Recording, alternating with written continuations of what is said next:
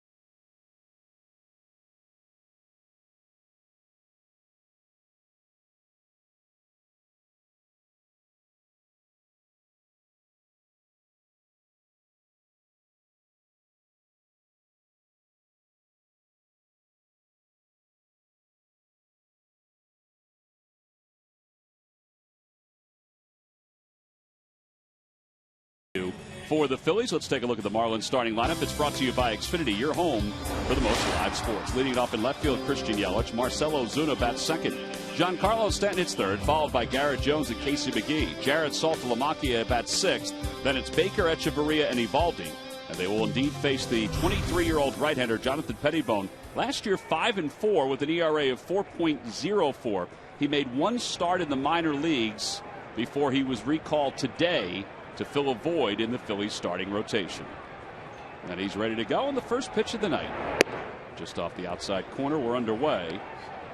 All right, what about Jonathan Pettibone, Jamie, as we look at our Budweiser scouting report? Well, we're going to see upper 80s, low mid 90s fastball, slider, cutter, probably a lot of sliders, a lot of sinkers. And I think for Jonathan tonight, it's just a matter of getting his feet underneath him, trying to work efficiently, as we always talk about working efficiently, allow his defense to support him and get the defense off the field and hopefully score some runs again tonight. But yeah, it's about him getting himself established here in his first start.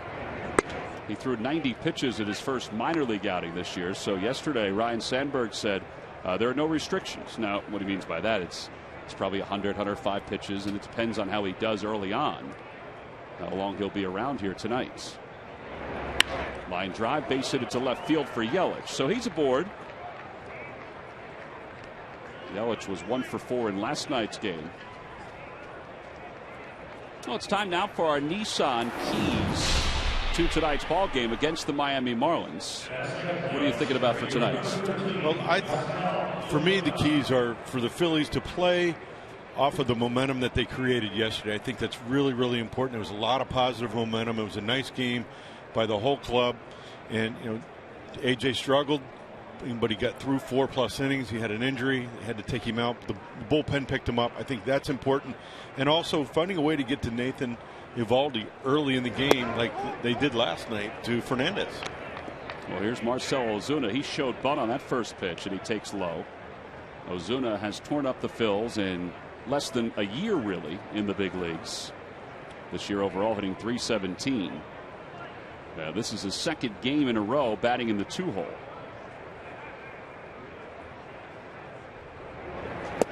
Swing and a miss, 1 ball and 1 strike.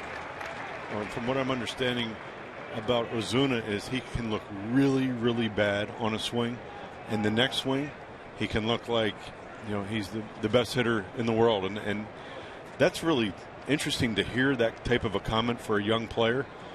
It shows that he's able to make adjustments, and he does have some discipline. Quick toss over to first, and Yelich is back without a tag. He was picked off last night. And Tom, you talked about Pettibone. He'll be, probably may let him go 100, 105 pitches, but I think some of that too is the duress. I like to call situations that you're pitching under duress. If you're under a lot of duress, they may not let him go to that 100, 105 point because he's pitching under duress. Hopefully he doesn't. We don't have to see that, and we don't get into that type of a situation.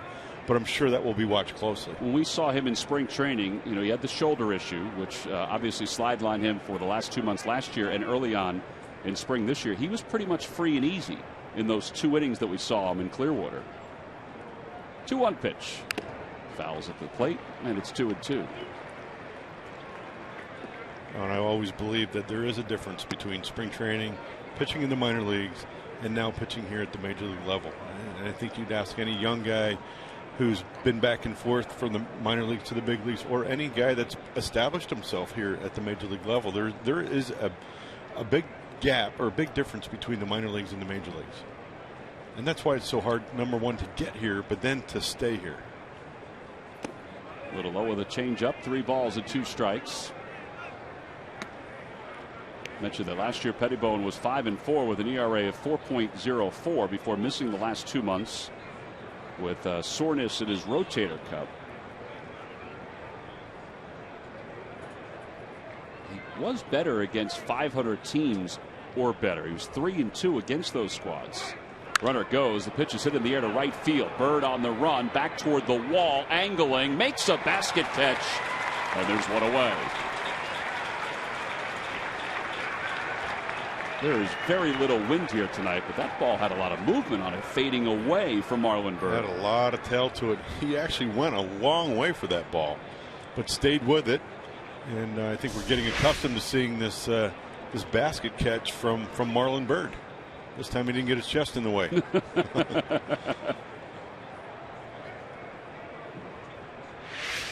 Well, there's one out. Marlon catches his breath, and here's Giancarlo Stanton.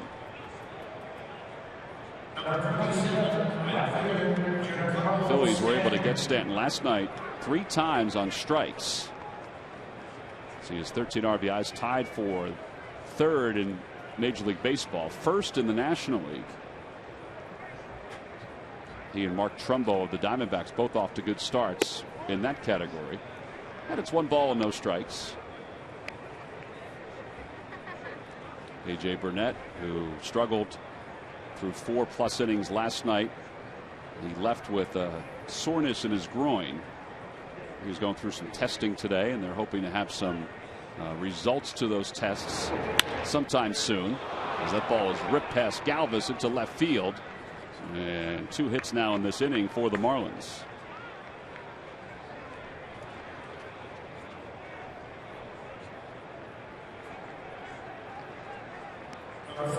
During the 2014 season, Turkey Hill, the official ice cream of the Phillies, will contribute $100 for each Phillies victory and 5 cents for each carton of Phillies Grand Slam ice cream, sold to support the Phillies youth baseball and softball programs.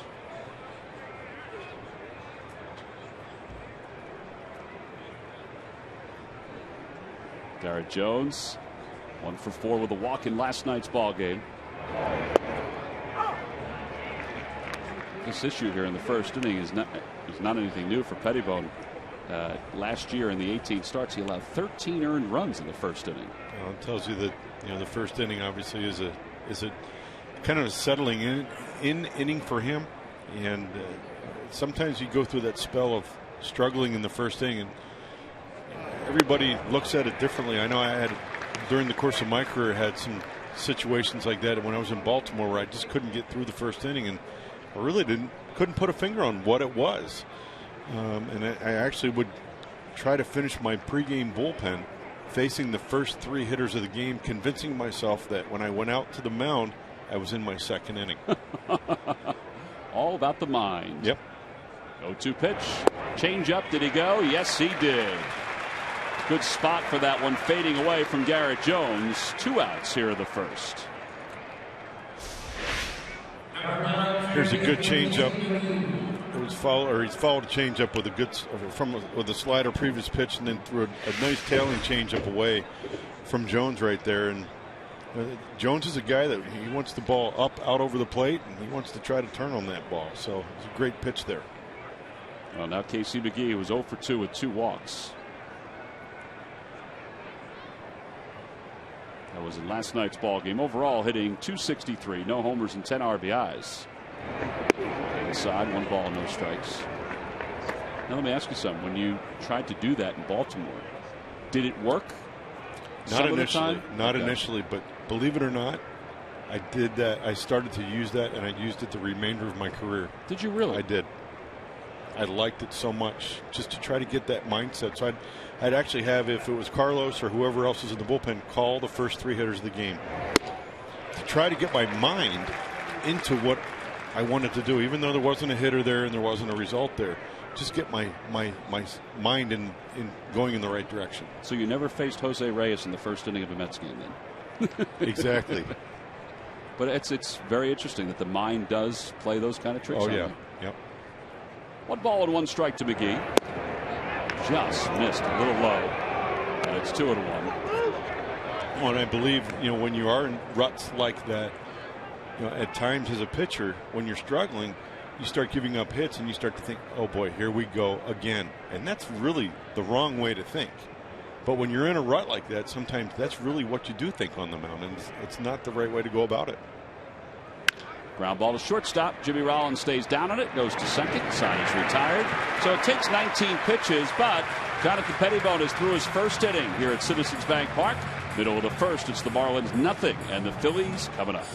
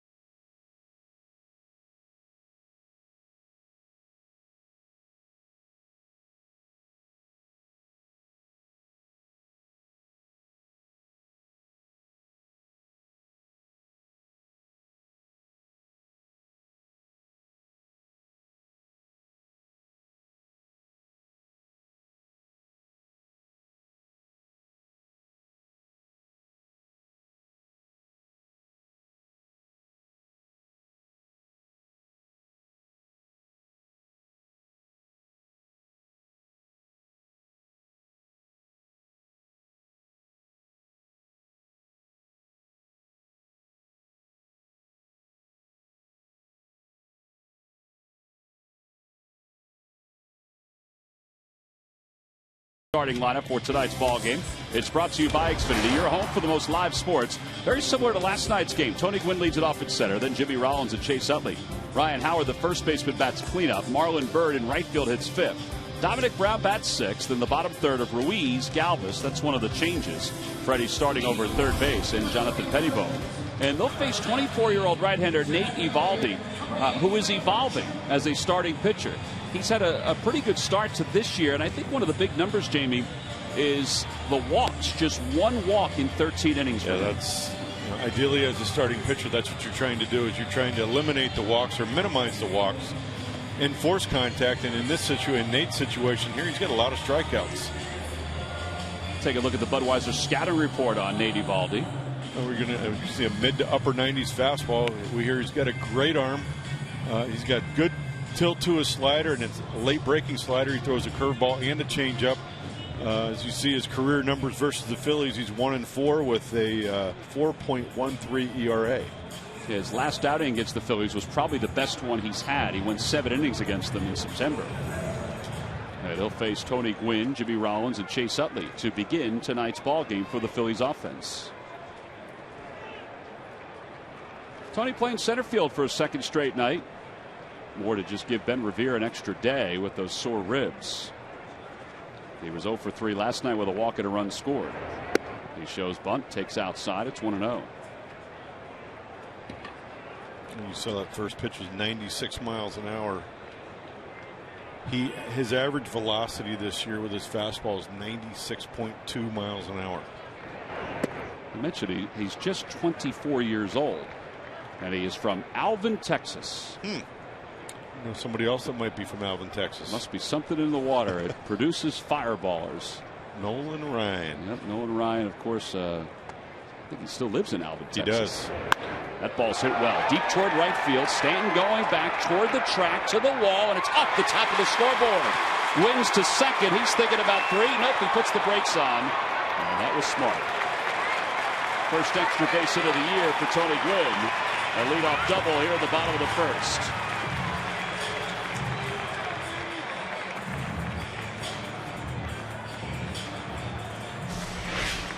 Nice at bat here by Tony. Gets ahead in the count. I'm sure he's sitting on a fastball, and he gets a fastball down in the zone and puts it off the wall in right field. Unfortunately, that ball didn't kick far enough off the wall. It would have been nice to see Tony standing on third base, but nice to have a leadoff double and setting the table here for Jimmy, Chase, and Ryan. It could have burned Giancarlo Stanton that he got so close, but as you said, the ball died in the grass. Yeah, as you saw, I think he thought maybe he was going to have a chance at catching it, so that's why he went to the wall. And I think once he committed to the wall, he couldn't get away from it quick enough to catch the ball off the wall. Jimmy Rollins bunts that one foul. The idea, of course, is to try to get Tony Gwynn over to third.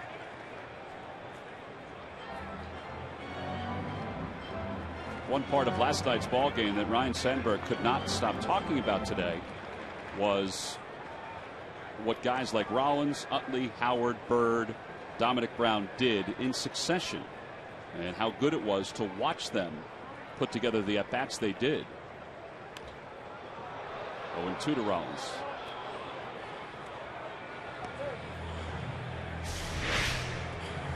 Mike Stanton, or I should say Giancarlo Stanton, after making that throw and after getting into the fence a little bit, sort of shaking that arm. He's got the big heavy wrap on that arm. Have to keep an eye on that. Maybe if we get a hit out there, test him. See what we got. Again? Yeah.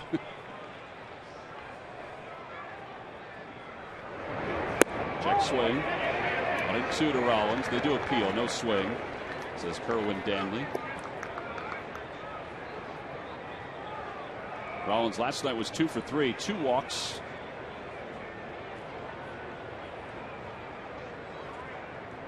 He now has 694 walks all time, which is 6th place in Phillies history.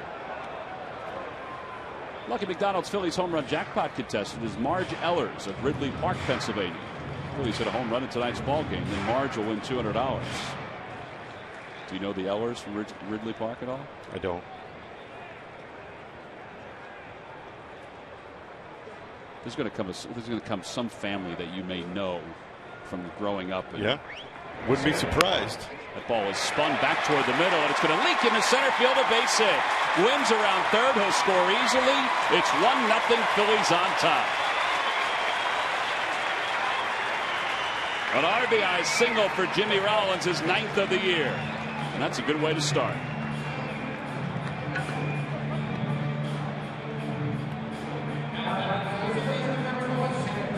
I have to admit, I'm surprised that Jeff Baker did not at least try to dive for this ball and knock it down. Well, he was actually almost looked like they were playing.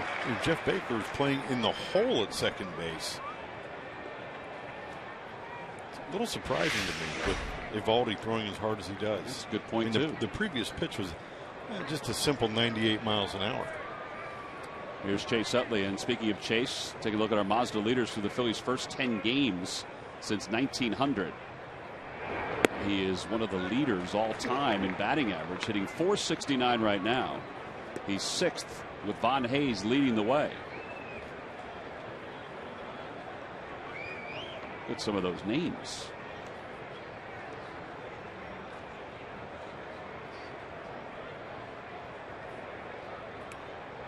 Chase's career numbers against Eovaldi. As Rollins is back ahead of that tag.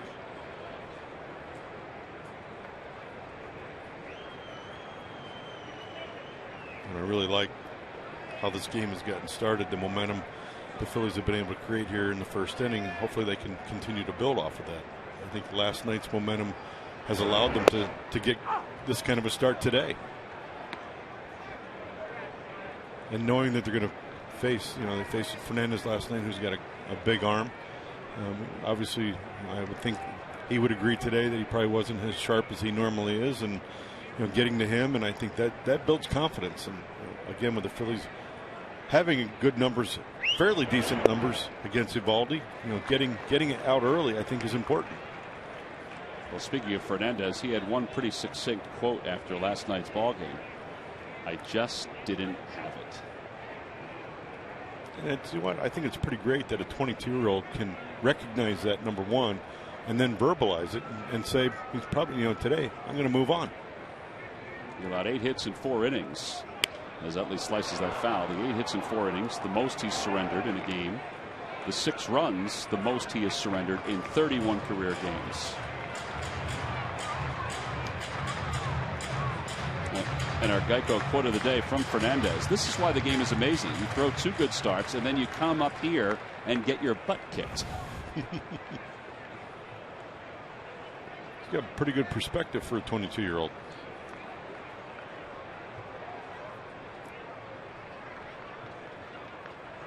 I think that's going to mean good things for the opposition for the years to come. Well, I think you watch his next outing, I guarantee he probably has a really good outing because he feels like he has something to prove. Not that he doesn't each and every time out, but when you don't have a good outing, your effort level seems to elevate a little bit in your next start. Rollins has drawn a couple throws over to first.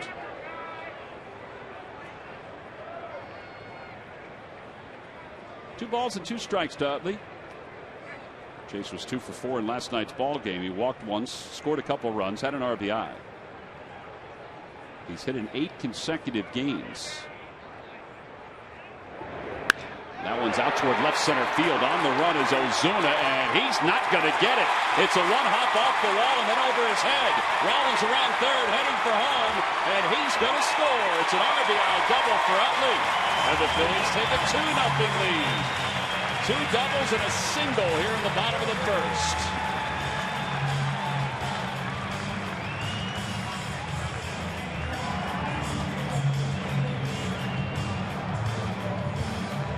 Boy, his swing is as good as we've seen. Yeah, it's short, compact, the ball's elevated, which allows him to elevate the ball and gets a nice big hop off of that right center field wall.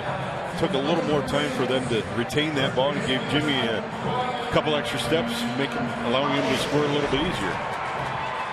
Certainly makes Pete Buchanan's life a little easier over at third. It sure does. With the wheels of Rollins, who's looking for some oxygen right now. So 2-0 Phillies, still nobody out. Runner at second. Ryan Howard is due up. Howard was 1 for 2 last night with 2 walks. Fights that one off. It's 0-1. Oh, and I like to, Jimmy was a little bit of a distraction at first base. They decided to throw over there a couple times. For a young kid or younger kid, he's trying to keep an eye on the base runner. He doesn't want him to advance to second base with a stolen base. He wants to keep him close to maybe keep the potential double play in order. Loses some of the focus at home plate, elevates a fastball, and Chase did a great job of fouling some tough pitches off and drove the ball to right center field. So doing a lot of good things here just for the first couple hitters of the game. And really, Jonathan Pettibone has to feel pretty good too, going out there in the second inning with at least a 2-run lead. Took me the way he was able to finish up the top of the first too, getting that ground ball out, leaving a couple of runners. 0-1 to Ryan Howard.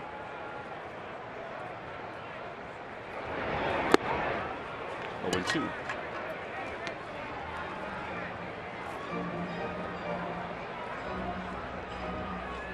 Eovaldi was originally the 11th round selection in 2008 by the Los Angeles Dodgers.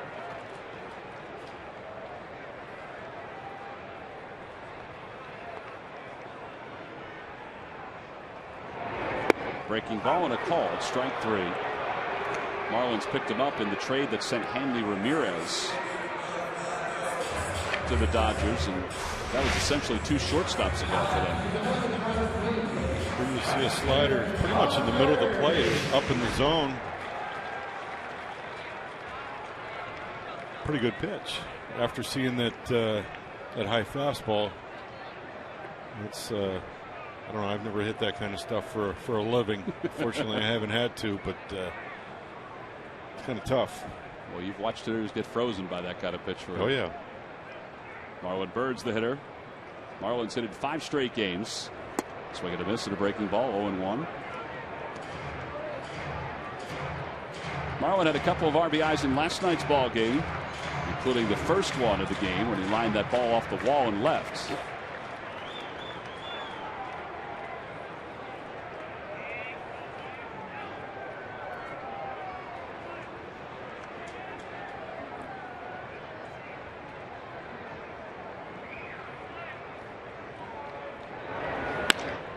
Towards second on one hop. Baker's there. He spins around, and there are 2 outs.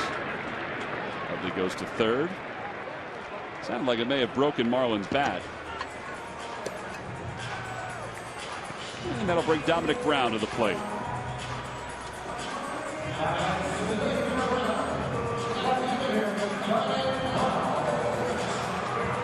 Dominic is not homered yet this year, but he's quietly put together a good start. He's hitting .333. He had 2 hits in last night's ball game. I think his approach, can't say that it's different than it was last year, but his approach to the plate and to the pitchers he's faced so far, I think has been very good. And I think that's what's allowed him to have the success that he's had thus far this season. And in our couple previous series, he's been predominantly pitched away, and he's hit the ball the other way.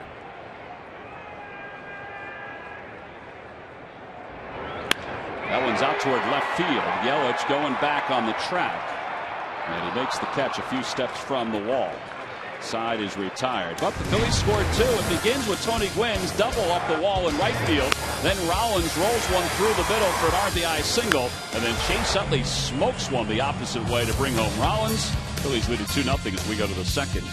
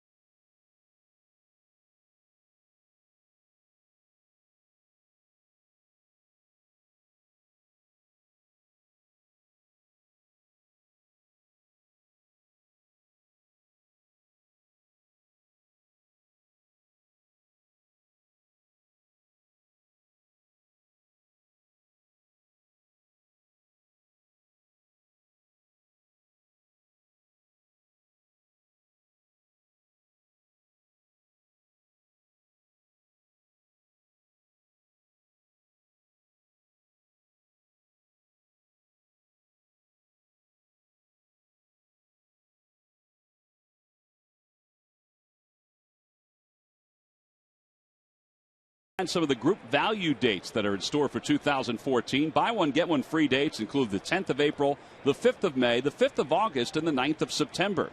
Group value date pricing is good for groups of 50 or more. Call 215-463-5000 or again, log on to Phillies.com. We begin the top of the second. Jared Saltalamacchia leads it off, and he takes outside. It's 1-0. Saltalamacchia, the switch hitting catcher, was 0 for 3 last night with 2 runs scored.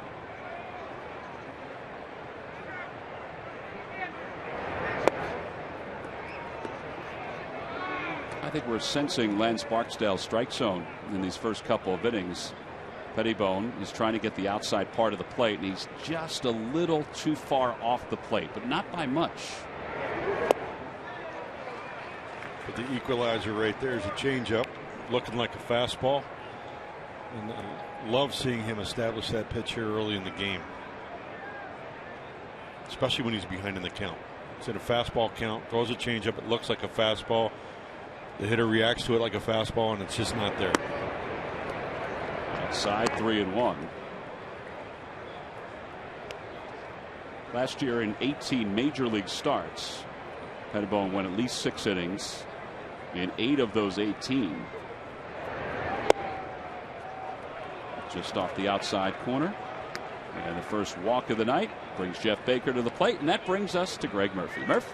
All right, T-Mac, thank you very much. Well, Jonathan Pettibone getting his first start of the year. That meant the Phils had to make a roster move today, and that move was sending Brad Lincoln, the relief pitcher, down to AAA. And part of the reason behind that is because they would like Lincoln to work on a 2-seam fastball. He didn't have that pitch when up here in the big leagues. It's something that he had been working on a little bit in spring training, but just didn't feel comfortable throwing it in a big league game. He has the 4-seamer, which tends to stay up in the strike zone more often than not. So they want him to work on that 2-seam fastball and a pitch that they can, that he can use in a fastball count, and he can keep it down in the zone. So he's headed down there. They think, if he's able to kind of command that pitch, then it'll help his breaking stuff as well. So, Jamie, when you think about that, obviously add another pitch to your repertoire. It's going to help you as long as you can throw it for strikes. So that's the idea about getting Brad Lincoln some work down there. And he's going to pitch as early as Sunday. Well, and I think getting him back throwing on a consistent basis is going to be important. And if he's going to work on a pitch, that's the best place for him to do it, is somewhere where he's going to get that opportunity on a consistent basis. Yeah, he just didn't like working on it, or at least he didn't feel comfortable working on it, as Murph alluded to, in a big league game. He did use it in spring training. I get that. When you're trying to learn something, you don't want to go out and embarrass yourself or pitch poorly, get poor results on a pitch that you're not confident with. It's a tough way to pitch. 1 ball and 2 strikes to Baker. At the knees, a call, strike 3. 2 strikeouts for Pettibone. 1 away for Echeverria. And if you keep pounding that area, he got that call. Earlier, I don't think he was getting that pitch. So if he's going to show the umpire that he can consistently make that pitch right around the plate, a lot of times they will start giving it to you if it's respectable, and I think that was right there, and had some good movement to it. That brings Echeverria to the plate. Echeverria was 2 for 3 last night with a walk. With the dirt, nice play by Ruiz. As I said last night, this kid's quietly becoming a really good hitter. I noticed today in some of the statistics, I think he's 4th in the league in hits, and I don't think anybody knows who he is. Yeah, they know him more as a defensive guy than anything else. He has 16 hits and 43 at bats. Line drive, base hit into left field. Short, compact swing, and they're 2 on with 1 out for Eovaldi. Well, he showed that he can hit the fastball not only tonight but last night. I think you got to make him prove that he can hit the off-speed pitch. And it's safe to say that Pettibone, at least through the first inning plus here, has a pretty good changeup here tonight. He does. Well, Eovaldi 6 for 77 during his career. Lifetime .078 batter. He's 0 for 3 this season. Does have 6 sacrifice bunts to his career line. Last night, Jose Fernandez missed the sign in this similar situation with 1 out, runners on first and second. 0-1 to Eovaldi. And then Brett Butler had a conversation with him before the next pitch. Mr. Butler was the master at bunting in his career. Boy, he could lay it down and he could get it to stop just at the cut of the grass. And he could run as well. That was a big part of his game, the leadoff games for the Dodgers, for the Mets. Teams like that. Ball is bunted foul off the third base line. It's 0-2. I saw him today during batting practice. Jokingly, I asked him, I said, hey, you getting some of these guys to, you teaching some of these guys how to bunt? He kind of looked at me like, yeah, we're working on it. We're getting back to bunting 101. Well, he was so good at it. There's such a high standard that he probably has for it. He's wondering who's teaching these kids. Down and away, 1 ball and 2 strikes.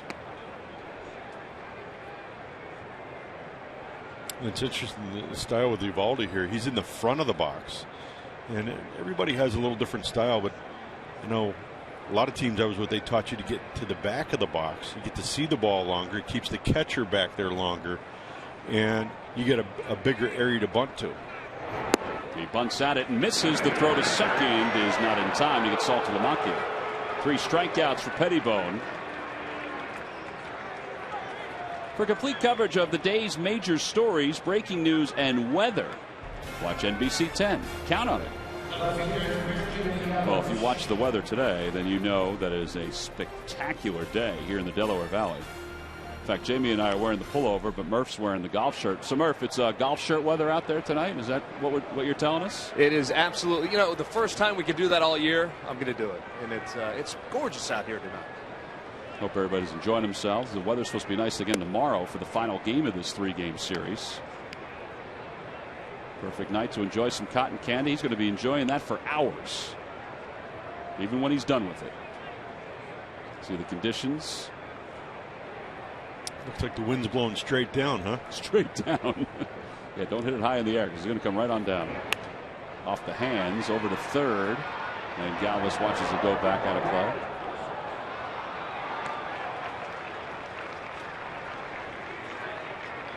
One ball and 1 strike.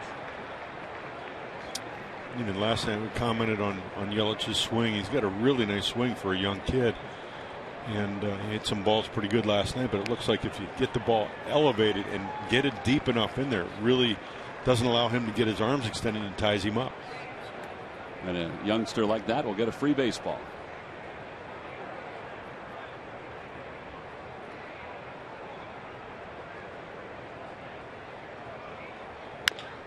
Back toward the middle. Rollins ranges behind the bag. He's going to have to hurry. The throw is low.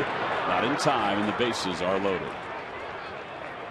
There was not much they could do. The ball wasn't hit all that hard. There was no play at second. And Yelich does run well, as we talked about before. So that'll go down as an infield hit. He's 2 for 2. If Saltalamacchia was running from first to second instead of second to third, they may have had a play at second. Oh, and it's obviously Jimmy had to go a long way to get to that ball and then try to turn and spin with Yelich's speed. That is a tough play, but it's really key that they kept the ball in the infield. It keeps, you know, the force in order at any base, and it kept them from scoring a run. So Pettibone now has to deal with Marcell Ozuna, who flat out to the wall and right his only time up. He's 0 for 1. The bases are loaded here in the top of the second. 1 ball and no strikes.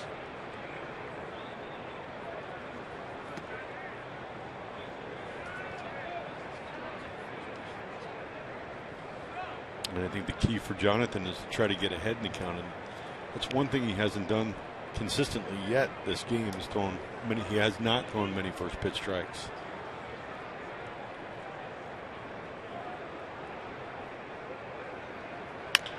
Chopper toward third. It's a foul ball. And it's 1 ball and 1 strike.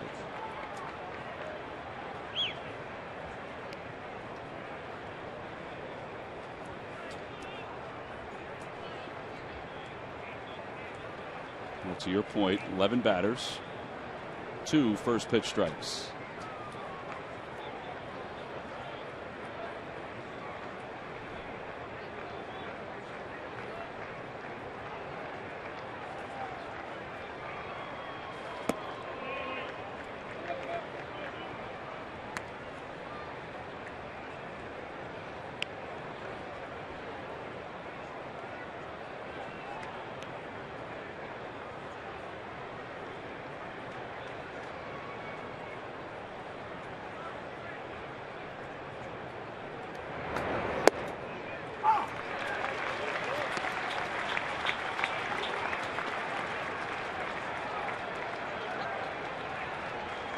Pretty good pitch right there. Fastball down and away. Split the corner. Got himself back in the count to make it an even 2-2 count. See what happens here. See what Carlos decides. It's 2 balls and 2 strikes with the bases loaded. Just off the outside corner, 3-2, so the runners will be off. Saltalamacchia from third, Echeverria from second, Yelich from first. And Giancarlo Stanton is in the on-deck circle.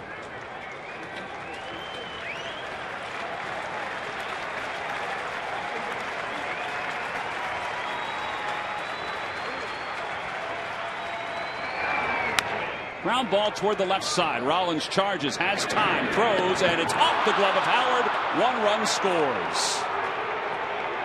Now that's going to be an error to Ryan Howard, because that should have been the final out of the inning. Instead, it's a 2-1 ball game, and the bases remain loaded. I think that's a ball that just popped out of his glove. I don't know if he closed his glove too early or what, but it was right there. Throw took him slightly up the line. I couldn't tell. Yeah, he just dropped it. Watch it there, Jamie. There we go. It looks like it hit the inside of the outside edge of the glove. Ryan Sandberg was saying the other day that there are some limitations physically for Ryan Howard because of that knee, but that's just a play. I mean, we talked about it the other night when he missed that ground ball. It's just a play that he knows he needs to make. And now you got to deal with Giancarlo Stanton with the bases loaded. Because, as I told you, pitching under duress. This is what I'm referring to as duress. Even though there's 2 outs, you've got to make a lot of quality pitches right here to a very good hitter. Change up, and it's 2-0. E3, no RBI, because it would have ended the inning.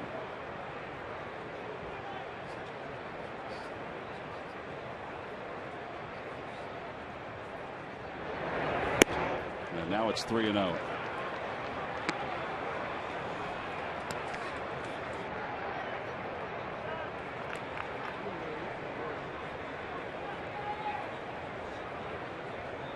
Garrett Jones is on deck.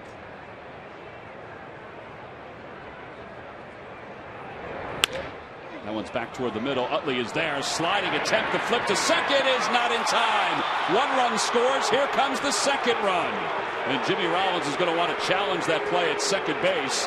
Right now, the Marlins lead it 3-2. Ozuna does not run all that well.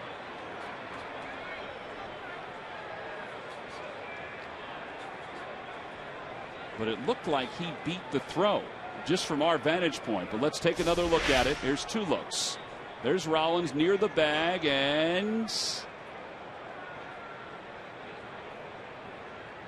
boy, it's really close. I mean, it has to be indisputable as evidence. Watch it here. He led him toward the bag. Rollins' foot is, I think Rollins' foot is on the bag. I think he's out. From that angle right there, Jamie, it looks like he's out. It's an odd slide by Ozuna. He kind of touched the side of the bag. He went to the back side, right? Front of the bag, yeah. Larry Boas says with a thumbs up, it's time to challenge. And let's see if the Phillies can win their first challenge of the year. And it would be a big one because it would keep it at a 2-1 ball game instead of 3-2 in favor of the Marlins. Now again, it has to be indisputable evidence, and looking at the replay, and obviously the umpires are looking at the same replays we're looking at. Watch this again. Watch where Rollins' foot hits the bag there, and Ozuna's foot is not on the bag. And as Jamie pointed out, a very odd slide for Marcell Ozuna. Here's another look. Gary Cederstrom's the crew chief. He was right on it, but I don't know if he could see. Yeah, he's out. They're going to take a long look at this one. It's a tough one because of the angle, but I think this is going to go in the favor of the Phillies, Jamie. It's looking like it. It was awfully close, though. How about the play by Utley, though, to get there? Yeah, just to get there. To stop it. Stop it.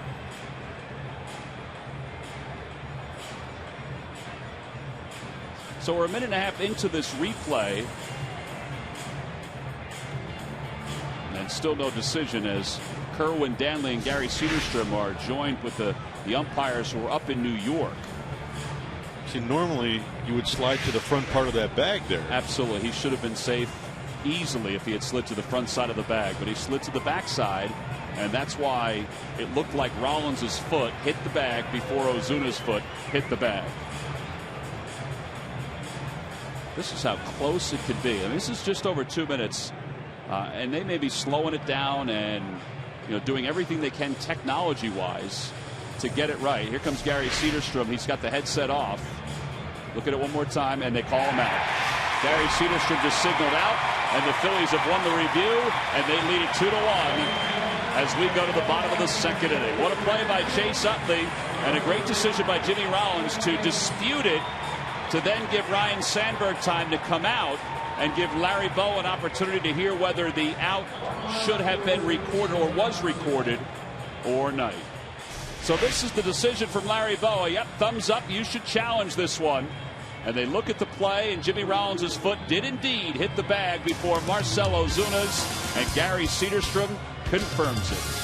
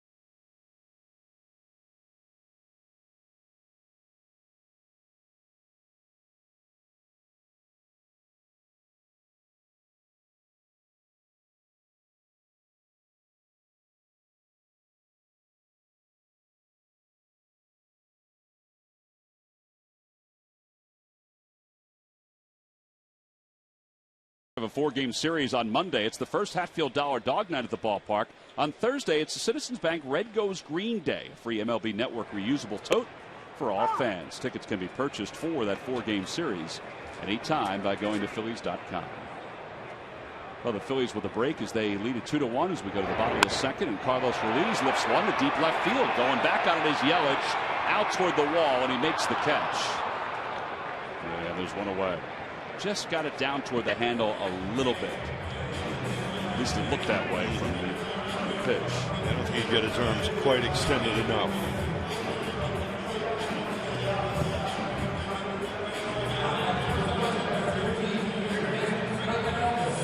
Well, Jamie, as far as Phillies games go, there's probably one more, but I'm thinking of 2 games right now where replay has changed a play that could have meant more for the team who was on the offensive end. I mean, the Marlins could have led it 3-2 and still had 2 base runners and 2 outs. Just never know where that would have gone. And the other day in the Brewers series, the Phillies had Ben Revere, who was called out at second base on a play that could have changed the complexion of that inning too. Exactly. Good or bad, it's obviously had an impact, and I guess it has. And I know it's had an impact around the rest of baseball. Breaking ball, and it's 2-1 to Galvis.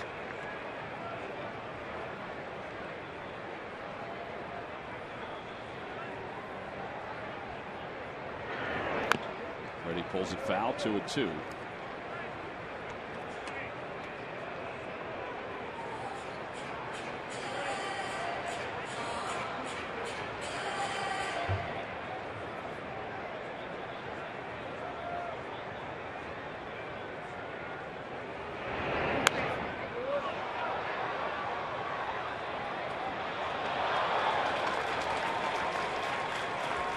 Chavez was 0 for 1 last night with a walk.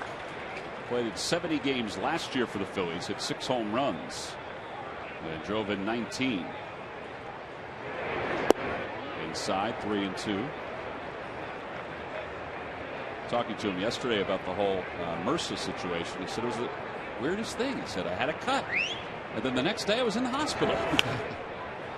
As he pops that one up to the left side. Yeah, there are 2 outs.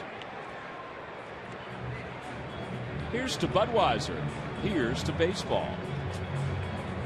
2 outs here in the bottom of the second. A lot of Budweisers consumed here tonight and tomorrow as we wind down this 3-game series with the Marlins. By the way, just to wrap up that story with Freddie could not have been more thankful for the Phillies athletic training staff, for the Phillies doctors, and for the doctors that took care of him in the hospital down in Clearwater. So he said it was kind of scary.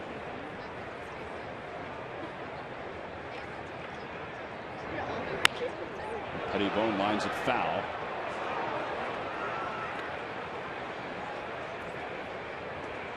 Said he got his strength back though pretty quick, and obviously he's back a little earlier than they anticipated, so that was the case. Well, most importantly, he's feeling healthy. Another foul ball. Pettibone a little tardy on that fastball. Yeah, I'll tell you what, I've been in this situation many a times, and you feel like you're putting your best swing on it, and you just can't get it into fair territory. It's frustrating. You would have been a good cricket player, though. You would have been able to play that game as a hitter. Breaking ball, and Pettibone is down on strike. So 2 strikeouts for Eovaldi, 6 in a row since the RBI double by Chase Utley. We have played 2 here at Citizens Bank Park. As we go to the 3rd, it's the Phillies 2, the Marlins 1.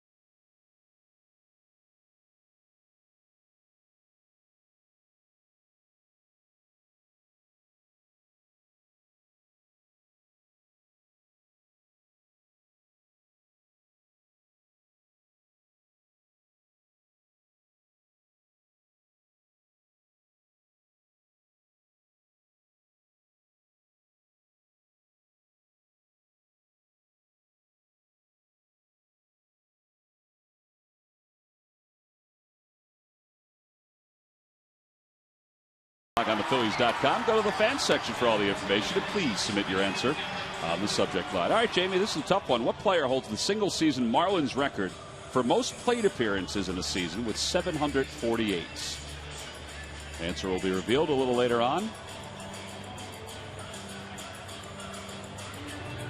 There are some candidates that pop in almost immediately,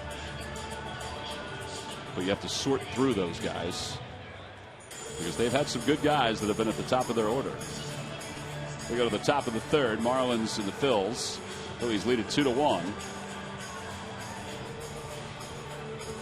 Well, MLB has provided the play that they have sent down, or the shot that they've sent down, that they use to decide the overturn in the top of the 2nd inning. This is them looking at it. They're going back and forth, and that's one of our shots for one of our camera operators, Mike Miller, who does a great job, who was able to get that shot, and then they were able to slow it down and move it back and forth, and so much technology available. And that angle provided them with the look they needed. we share that with you because they're taking feeds from the home team and the visiting team, and there are different spots that those camera operators are. It may be a difference of 5 or 6 feet, but it does provide different angles.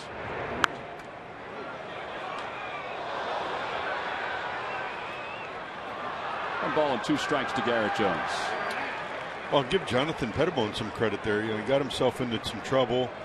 The drop ball at first base creates more trouble. Falls behind Giancarlo Stanton, 3-0. Comes back and throws a good pitch away. Gets a ground ball. Chase makes a great play up the middle. It was a big effort by a number of people to create that play. And then, again, not to beat him up, but I thank Ozuna for making that slide. Sure. Because if he slides directly into the bag, I don't think there is a replay. I agree. 1-2 pitch to Jones. Foul ball. It remains 1-2. Here's Marcell Ozuna. So thank you, Marcell. Probably won't make that mistake again. Somebody probably would remind him or talk to him about it when they see the replay. Well, as many replays that have been thrown out there, I'm sure that I wasn't the only person that noticed that. Ruiz sets up inside. Swing and a miss and a changeup. He gets Jones for the second time tonight on that same pitch. 4 strikeouts for Pettibone. He's thrown that changeup back to back, and Jones has seen it. Actually, he's seen 4 of them tonight in 9 pitches. He has not been able to make the adjustment to it. So if he's not going to make the adjustment, keep throwing it. Or if he's going to chase it, make him chase it further off the plate. Here's Casey McGee. McGee bounced it into an inning-ending fielder's choice his first time. And it's 0-1.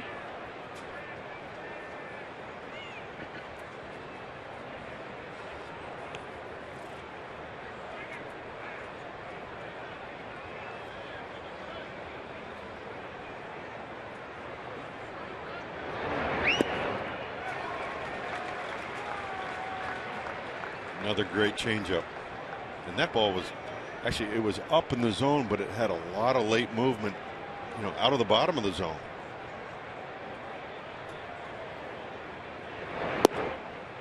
But what sells that pitch is arm speed.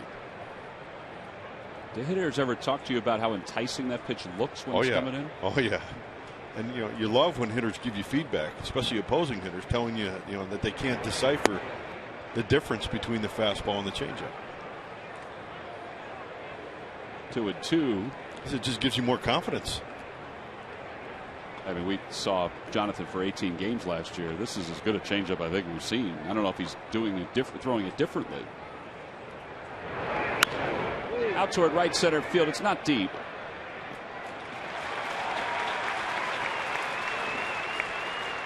On the Toyota Major League scoreboard, Braves lead the Nationals 4-1. Last night it was Justin Upton. Tonight it's B.J. Upton. He's 2 for 2 with a home run. Braves have pitched very well. Yeah, they're starting to hit some home runs too. So they're in the bottom of the second.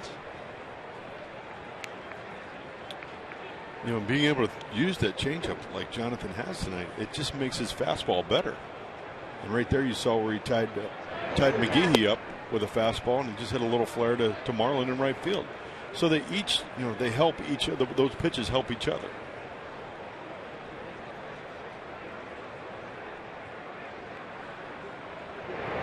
Outside, 2-0 to Saltalamacchia.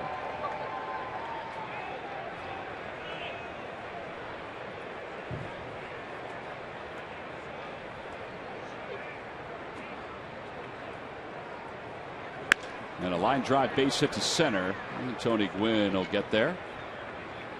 And Saltalamacchia has a 2-out single.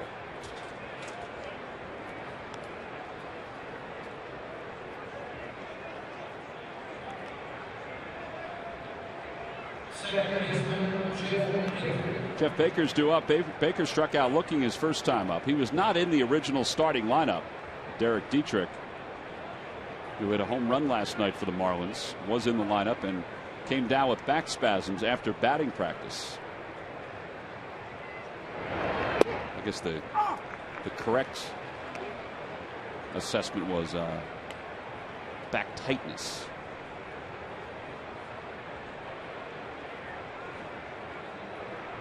They're not sure whether he's available to pinch hit or not as the night goes on. And a line drive caught by Chase Utley. Side is retired. No runs, 1 hit, and 1 man left for the Marlins. We play 2.5 here in Philadelphia. The top of the order is due up when we return.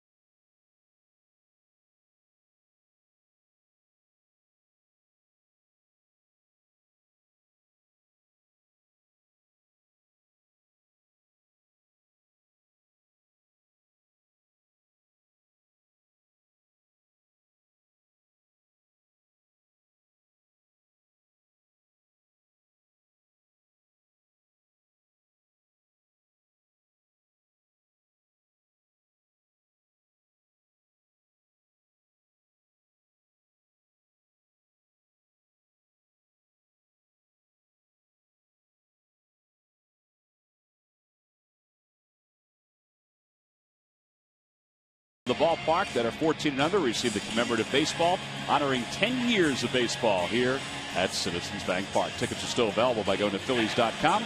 Weather's supposed to be great. Look forward to seeing you here at the ballpark. Also tomorrow, it's our first Sunday with Schmidt.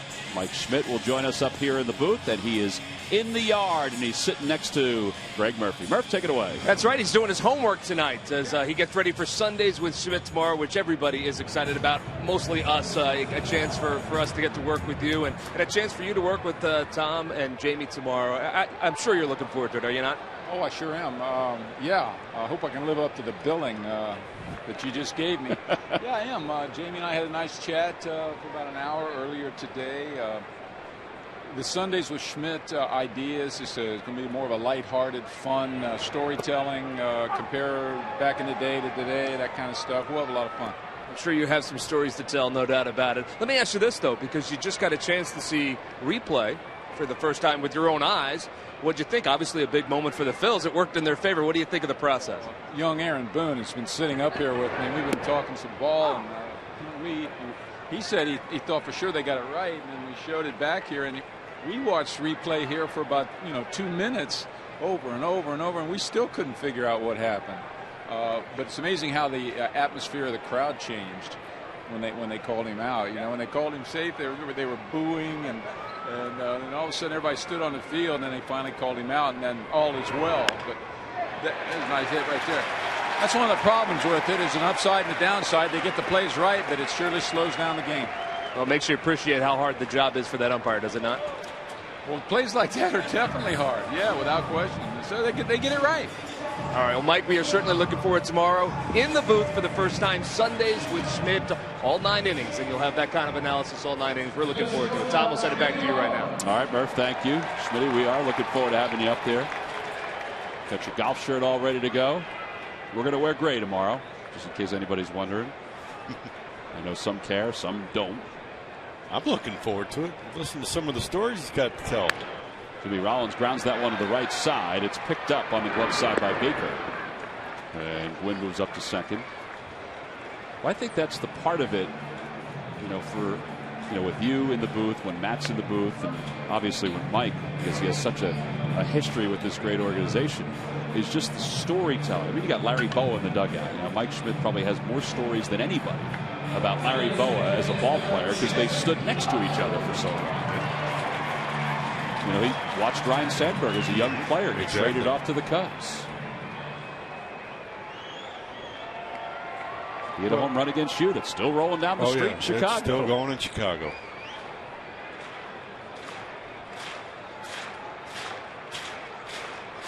Well, the other thing, too, which I think really stands out with Schmitty, they used to stand out with Robin Roberts, even though they've been removed from the game as a player for so long, they still watch the game and they're engaged in the game, too. Well, you can see their passion for the game. They enjoy the game and they respect the game. And I think that's really, really, really cool.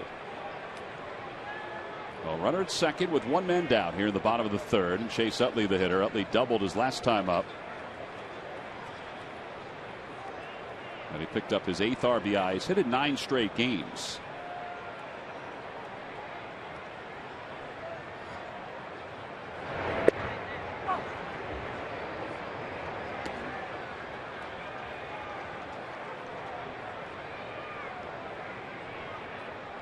What I noticed with Eovaldi, even in the first inning, the Phillies scored 2 runs. I didn't sense any panic with him.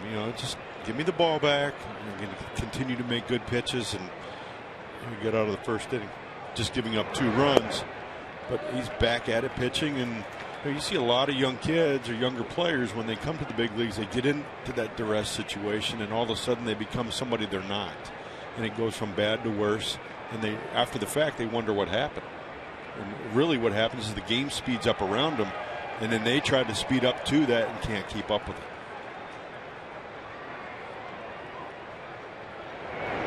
Utley pulls it. That's a fair ball over the bag down the right field line off the half wall, and that takes the Phillies bounce as Gwynn will score, and Utley will pull in the second with his second double of the night.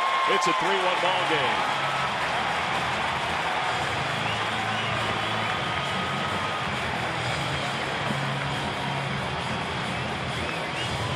Doubles now for Chase Utley,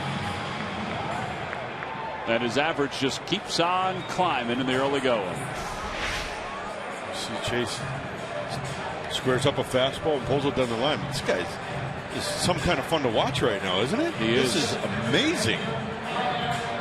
There were maybe spurts last year where he was hitting the ball hard, but dare I say, this is as good as he's looked in quite some time. I mean, he's really squaring the ball up. And not only is he, taking care of the offensive side, the defensive side just continues to be Chase Utley. There's steady chase. There's a ground ball that's going to find its way into right center field for Howard. Utley will score. It's an RBI single, and it's a 4-1 ball game.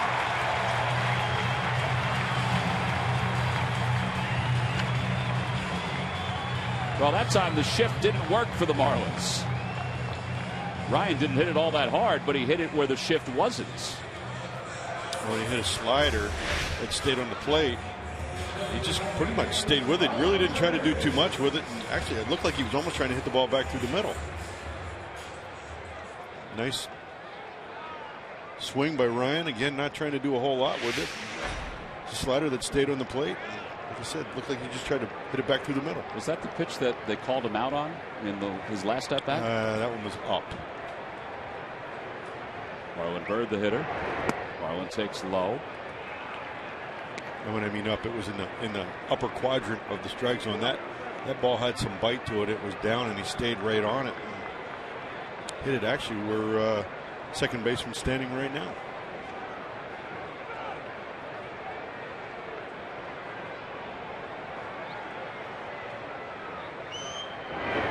Outside, 2-0.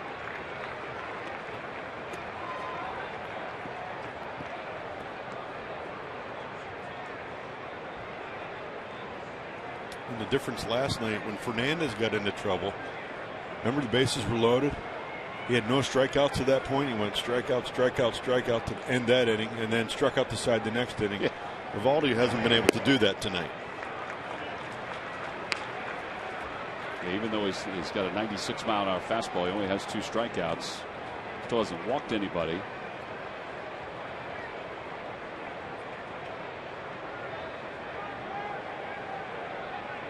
But he hasn't been able to get that fastball by the hitters. Mm-hmm.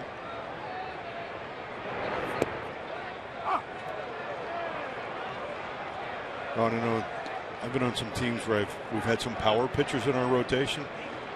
And what our manager, it was actually in Seattle, and what Lou Piniella would try to do, he would take a power guy, and then he'd put somebody like myself in between the next 2 power guys, put a finesse guy in the middle, so hitters didn't see the same type of pitcher 2 days in a row. 3 balls and 2 strikes. Well, then when you had you and John Halama, right? He would start. So he would go, let's say, 2 guys away from you. Exactly. Yeah. Exactly. And I didn't really, at the time, I didn't really see the value in that. But I think now, seeing it from this perspective, I see how it could have a value. And it also takes guys. Managers like to bring certain guys in the lineup, in and out of the lineup, based on the pitcher. You may take a lefty out of a lineup and give a righty a chance to play, or vice versa. When Randy Johnson pitched, they usually took, if not all the lefties out, most of the lefties out of a lineup and put 8 or 9 righties in the lineup. Unless there was a lefty that had particularly swung the bat well off him. Another foul ball by Bird. It remains 3-2.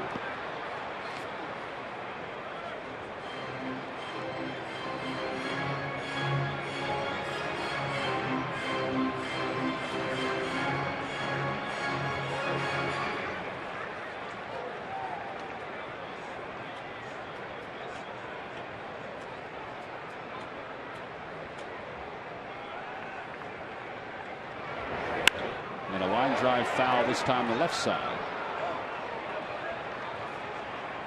Yeah, the Phillies are getting some pretty good swings on some of those fastballs. It's really good to see.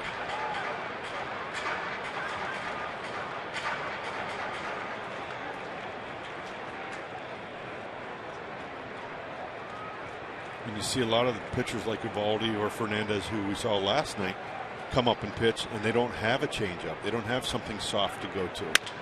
Now it's back toward the middle off the mound. Echeverria very quick around the second base bag.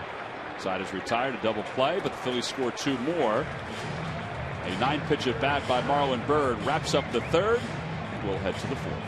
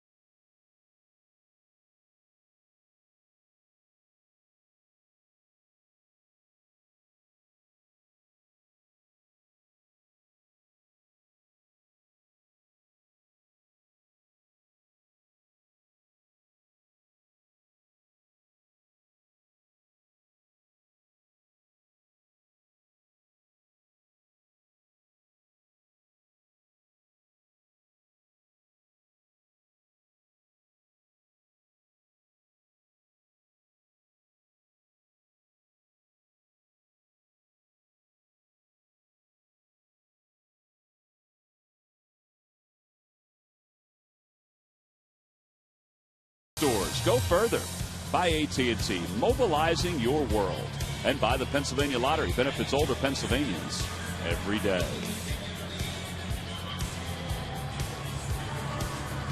Top of the 4th inning. It's 4-1. Phillies are on top. We go to the top of the 4th. We saw Ryan Howard get that base hit. I asked you about the pitch that he hit, and you correctly described that it was a little different than the first at bat. On the left side is the first at bat. The right side is the second at bat. When you see the first at bat right here, the ball was up, and then I wasn't quick enough there. The second at bat, the ball was down, right? And Ryan just stayed with it. He had seen that pitch before, but the first one kind of hung, was kind of a cement mixer. The second one he stayed with and hit the ball back right up through the middle. That ball was smoked off the body of Pettibone, and they're not going to be able to get Echeverria. That hit him right in the side. At least it looked like it hit him right in the side. Scott Sheridan and Ryan Sandberg both going out to check him out.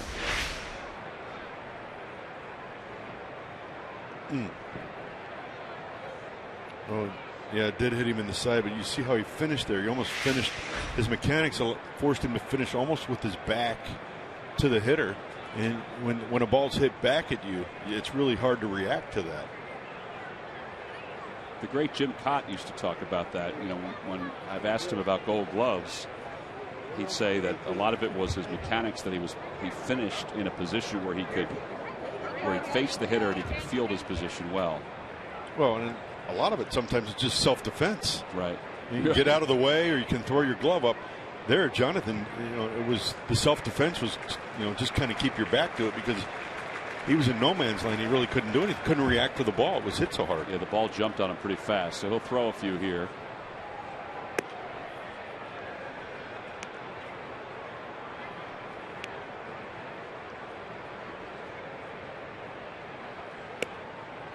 He says he's good. So he'll let him continue with a 4-1 lead here in the top of the fourth. I think there's going to come a point where they're going to move Echeverria from the 8-hole, because at least in these 2 games he's hit the ball pretty hard. Yeah. You've seen 3 pitches tonight, 2 of which were fastballs, and he hit both of them quite hard. 1 to left field and 1 back at Jonathan Pettibone.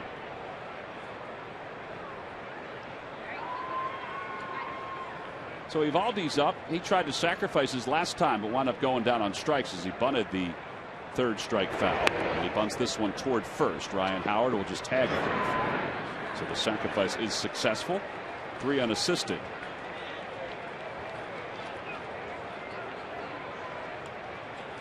And Christian Yelich is coming up with a runner at second base.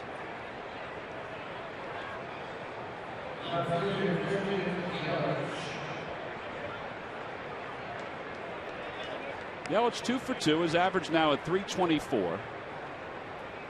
He now has 3 hits in the series.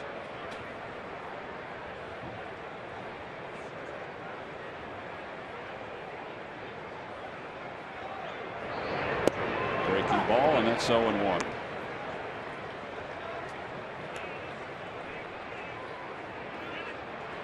Seems as if the game's going on. It looks like Jonathan's kind of settling in, kind of getting his feet underneath him, and looks like he's got a little bit better command of the strike zone.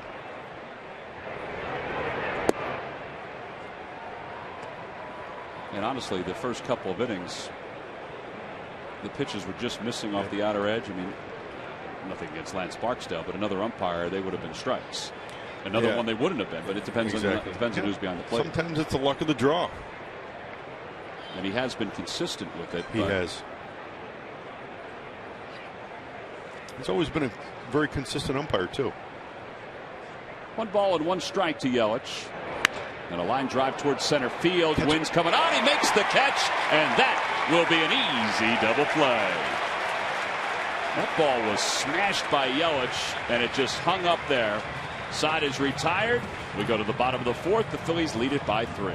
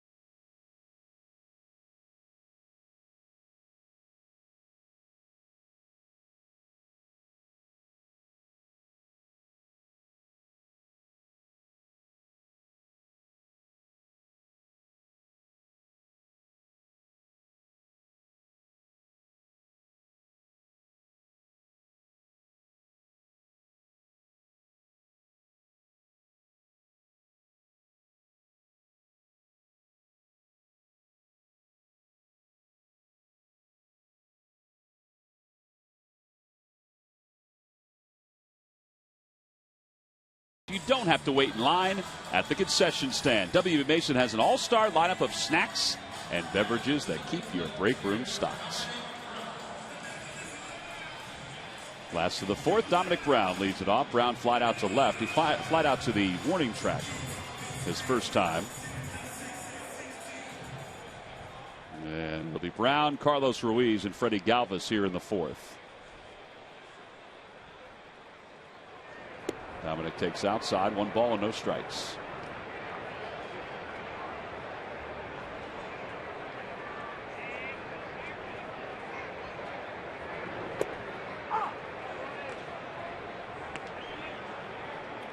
Really enjoying watching Eovaldi pitch. It's the first time I've seen him pitch in person. I just like the freedom that he has with his arm. And the ball just jumps out of his hand. And what you said before, the average fastball being 96 plus, he's pretty much been around that neighborhood freely here tonight. Breaking ball, and it's 2-2. And also what you talked about, the changeup, having to be able to throw a third pitch. He has been trying to work on that, but that has been one of his issues as he's tried to mature as a big leaguer. 12 games under 500 as a pitcher. Well, until you have some success, visual success, and you see hitters react to it, you're not going to have confidence with it. So at some point, you're going to have to use it in a game. And a called strike 3. 3 strikeouts for Eovaldi. Phillies baseball is brought to you by Dodge. Visit Dodge.com or your local dealer today. By Xfinity, your home for the most live sports. By Budweiser, here's to Budweiser, here's to baseball. And by Toyota. Toyota's #1 for everyone sales event is going on now. Toyota, let's go places. Carlos Ruiz 0 for 1.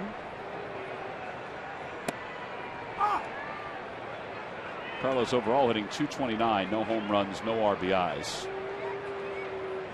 This is the same kind of drought RBI-wise that he had last year when he came back off his suspension. Took him 16 games to pick up his first RBI in 2013, and well, we're 10 games now, 11 into the season, and he still is looking for his first RBI this year. Well, knowing Carlos, I'm sure he's not overly concerned about it. I'm sure he's aware of it. Think about it. A couple of games he had in the top part of the lineup, he did a great job getting the offense started. He was a catalyst in that respect, and he didn't have situations to drive people in. Now he's in the lower part of the lineup, again doing his job, and his main job is handle the pitching staff. And I think he understands that. He knows that. Of course, he wants to get his hits and he wants to get his RBIs, but handling a pitching staff is really, really important. And if you have that guy behind the plate that can do that, the rest will come. Well, and to your point, he has scored 9 runs this year, which as far as this lineup goes, he's the leader. And hence he was in the top of the lineup hitting in front of who? Chase Utley. Right? That's right. Here's the 0-2 pitch. Breaking ball up high, 1-2. So his value is huge. It's been huge. Not only does he hit in the 8-hole and protect in that position, he's able to hit in the 2-hole. He's able to handle the pitching staff, and he'll hit for some power. You can move him around the lineup. When we saw him in spring training, he hit fourth a couple times, did he not? He did it, yep.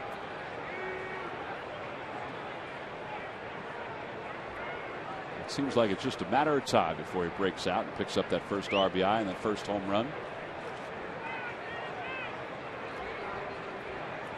2 balls and 2 strikes to Ruiz. Ground ball to second.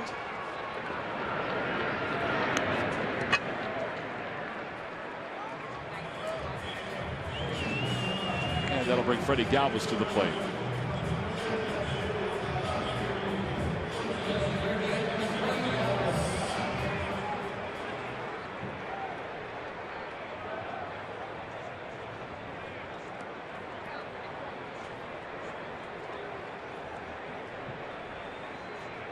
Freddie popped out his first time up. Takes a breaking ball.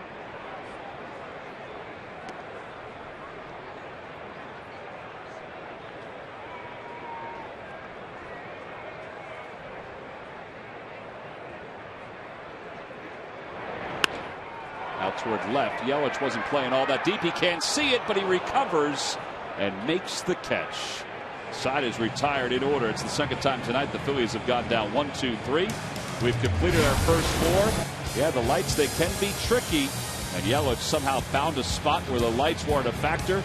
It took till the end, but he was able to reel it in.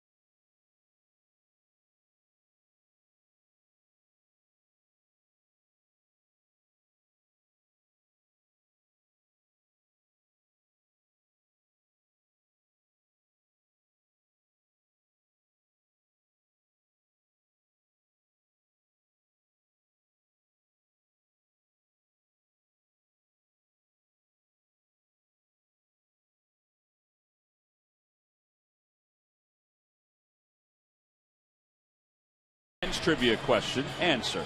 All right, JB, here's the question. What player holds the single-season Marlins record for most plate appearances in a season with 748?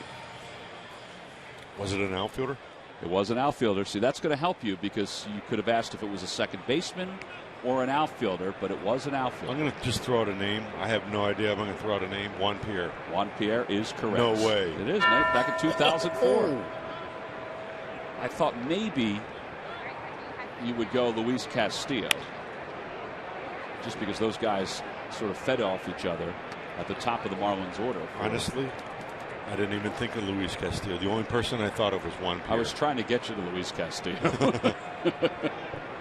Juan Pierre is correct. Juan played for the Marlins last year after playing for the Phillies 2 years ago. Swing and a miss. It's 0-2. Log back on to Phillies.com to find out if you're the winner of a Phillies prize pack. And thanks for playing Jeep Stump the Fans. I like that little bell. I'm starting to like that noise. You guys have gotten a lot of the bells. It's like a history lesson every single night trying to figure out the right answer. We're going to ease you and Matt out of the answers, though, soon, I think. 1 ball and 2 strikes to Ozuna.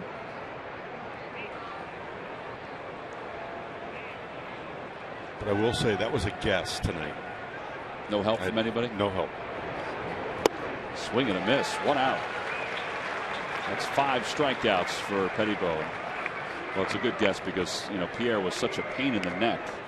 Wonderful guy, but such a pain in the neck for the opposition for so many years, particularly with the Marlins. He sure was. He sure was. Actually, anywhere he played. Giancarlo Stanton is 1 for 2. His fielder's choice was a big play in this game back in the second. For a moment, the Marlins had taken a 3-2 lead. But then the play was overturned after replay. Jimmy Rollins was able to beat Marcell Ozuna to the bag at second to finish up that inning. That one is hit a ton. Where is it going to land? Wow. Onto Ashburn out. That is a big man hitting a big home run. And it's a 4-2 ball game.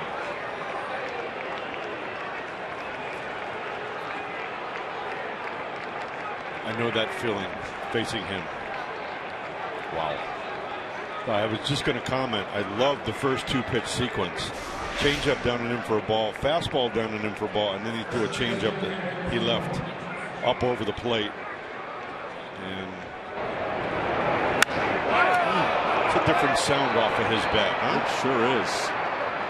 Look out below. I mean, look how far that went out to Ashburn Alley. We've seen a number of home runs hit out there. Well, I shouldn't say a number. We've seen a handful. Look at those guys. They're like, it almost hit my head. It's brushed right past my head.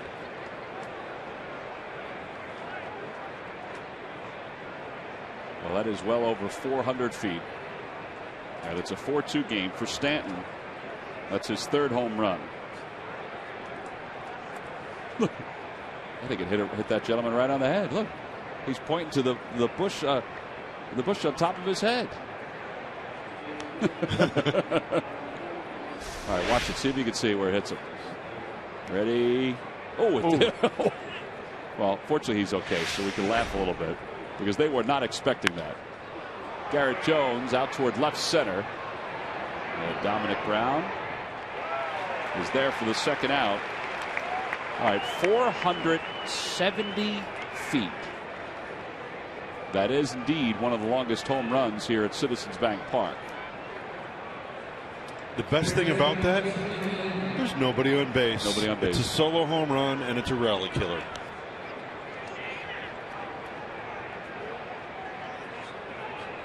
I guarantee if Jonathan Pettibone goes through his career giving up solo home runs, he's going to have a nice career. It's those home runs you give up with guys on base. Off the hands. That's going to bloop into right center for Casey McGee. That's a 2-out hit with B.J. Rosenberg warming up with the bullpen. So McGee's aboard. That brings Saltalamacchia to the plate.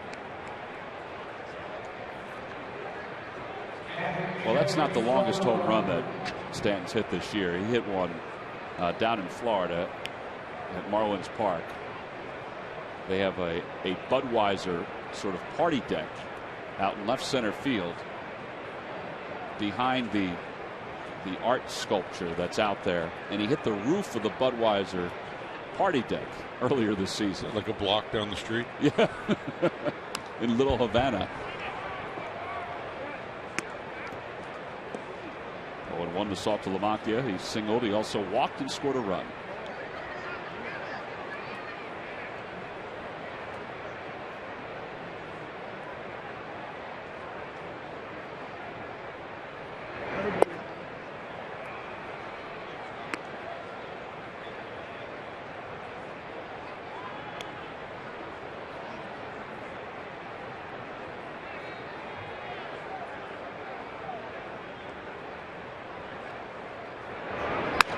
Broke his bat, slowly hit to shortstop. And Rollins will throw across the diamond and get Saltalamacchia. Side is retired. Pettibone is through 5. He allows a monster home run to Giancarlo Stanton, but still has a 2-run lead.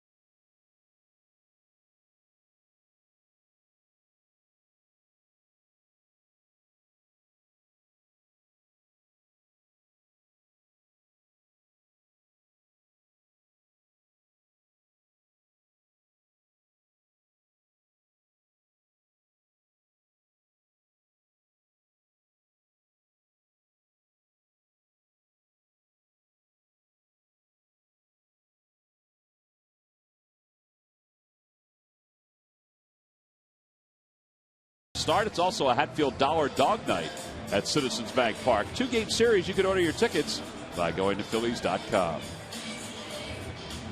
Well, Jonathan Pettibone is due to lead off the bottom of the 5th inning, but he's got his jacket on in the dugout, so his night is going to be done after 5 innings. And Cody Ashley's going to come up to be the pinch hitter.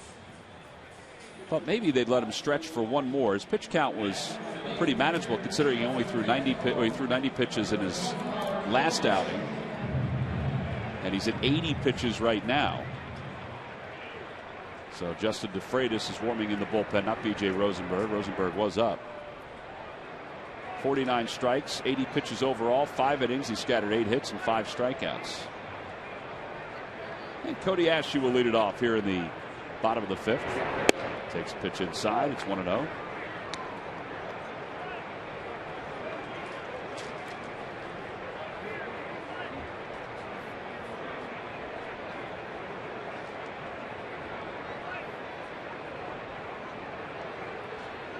Ashley pulls that one to the right side. Baker low to the ground to his left.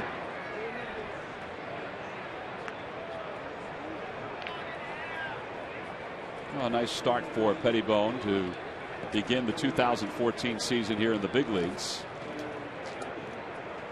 And now it's up to the Phillies bullpen to get 12 outs.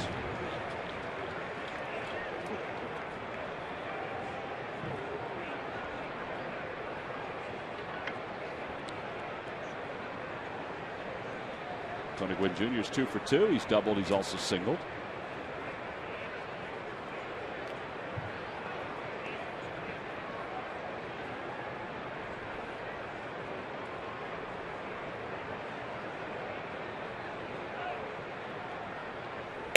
And a fastball over for a strike.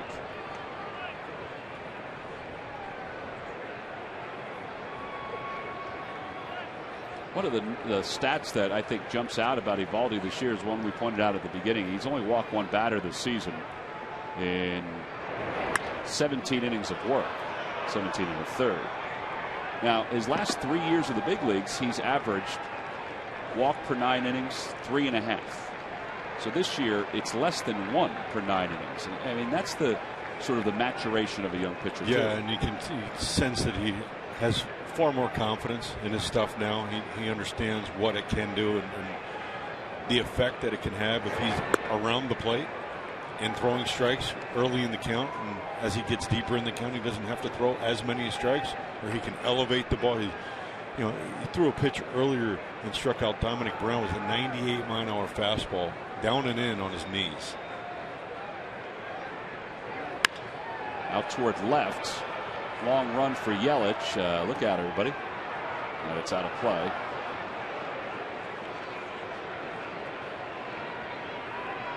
Our area's most respected weather team. Count on Hurricanes, Sheena, and Bill for complete weather coverage. Watch NBC 10 First Alert Weather. Count on it. When you're throwing more strikes, your defense is going to play better behind you. When you're not walking guys. And that's when you tend to get yourself in trouble, is when you're walking guys, your pitch counts elevate, you're pitching under duress, and things tend to go a little haywire. Well, that was a pitcher's pitch right there for a called strike 3.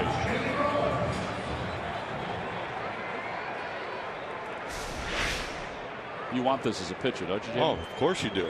It's nowhere near the strike zone. No, it wasn't. Yeah, that looked like it was a ball. Rollins, the batter, takes a fastball. It's 0-1.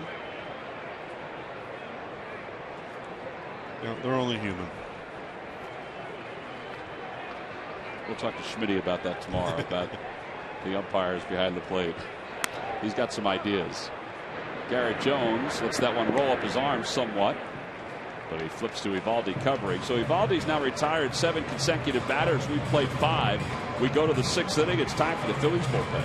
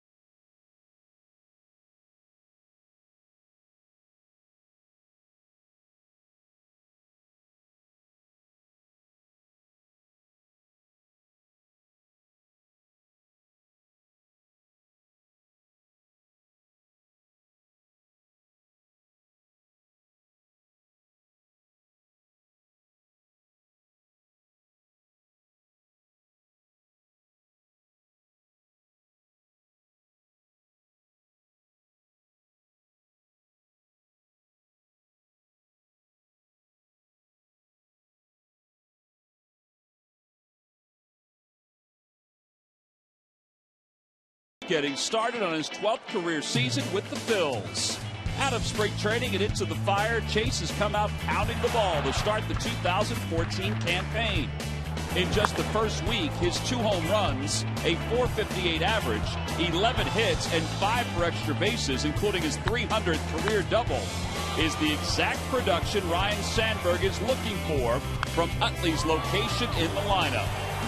The chase for success has started early, and it's brought to you by Independence Blue Cross. Live fearless.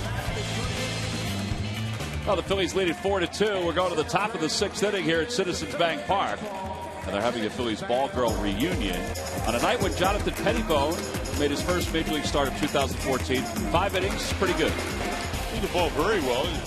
Effectively, hugely effective with his changeup tonight. Allowed his defense to play behind him, and he made some really good pitches with his changeup. You see one right there to Jones, a strikeout. Another ball there to Ozuna. I think Jonathan's got to be very pleased with his performance tonight, and now he has something to build off of. He got hit with a line drive by Echeverria at one point during the course of the game, so the Phillies lift him after 5. Pitch count wise, he was at 80 pitches, but they were content to go get him and bring Justin DeFreitas into the game. And DeFreitas will face the bottom of the Marlins order. It'll be Jeff Baker to start it off, then Echeverria in the pitcher spot. Eovaldi's in pretty good shape pitch count wise. First pitch by DeFreitas is in there for a strike. It's 0-1. Baker's 0 for 2. He struck out looking. He's lined out to second.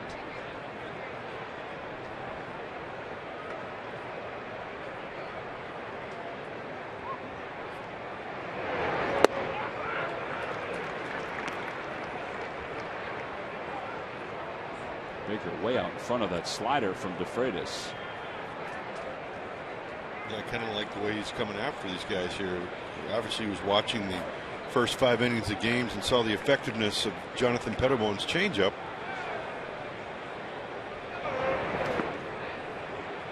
That curveball, just like kind of the same speed as Pettibone's changeup. Different shape to it, but it's a soft pitch, and you got Jeff Baker out in front. So he's ahead 1 ball and 2 strikes. Last night the Phillies bullpen allowed just 1 run in relief of A.J. Burnett as the Phillies won that game. Swing and a miss. He got it. I don't think he threw 1 fastball during that at bat. He didn't. The hitter's got to be saying he's going to throw me a fastball. He's got to throw me a fastball. He's got to throw me a fastball. All you have to do is locate it down. It's easier said than done. DeFreitas threw 4 great pitches there. Good curveball.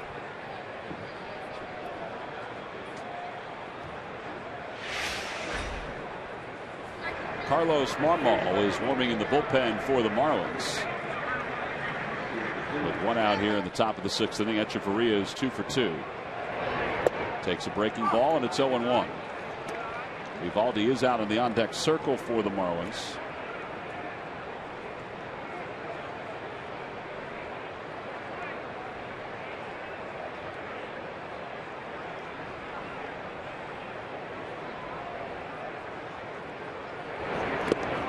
Ball, and it's 0-2.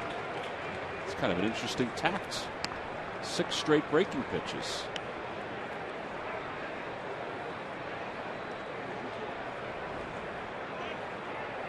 What do you do? Do you throw another one? Sure. Make it. Just try to not make it a good one. It's a chase pitch right here.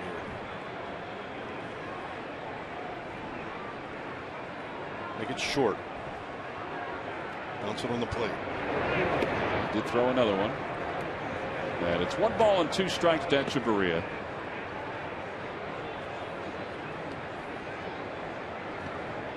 I think if you threw Echeverria a fastball in the dark, you turn the lights off in the stadium, throw him a fastball, he might still have a good chance of hitting it.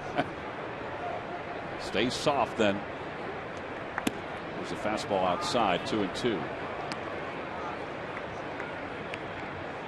As far as the Phillies bullpen is concerned tonight, Ryne Sandberg said before the ball game that he didn't think that Jake Diekman was available. Through 2/3 last night. Big spot in that game.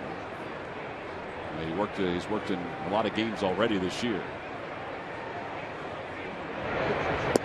Check swing. Did he go? No. Boy, that looked like a pretty good pitch even before the check. I thought maybe it should have been a called strike.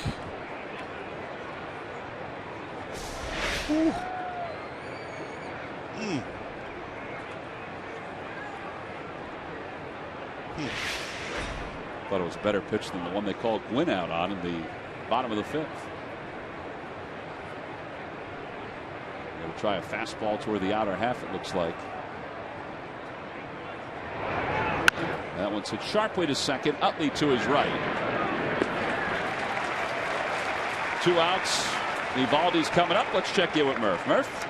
All right, thanks a lot, Tom. We'll get you caught up on some of the guys that are working their way back towards the major leagues. First and foremost, Cole Hamels pitched today for Clearwater against Lakeland. He went 6 innings. He allowed 6 hits, just 1 run. He had 6 strikeouts and 10 ground ball outs, which is certainly a good thing for him. And Mike Adams also pitched for the Lehigh Valley tonight. He went 1 inning. He allowed 2 hits, 1 earned run. He didn't walk anybody, struck out 1. He threw 21 pitches, 14 of them for strikes. And now the most important thing at this point will be how they feel tomorrow. And we'll give you an update on that. Then hopefully those guys will be back up in Philadelphia pretty soon.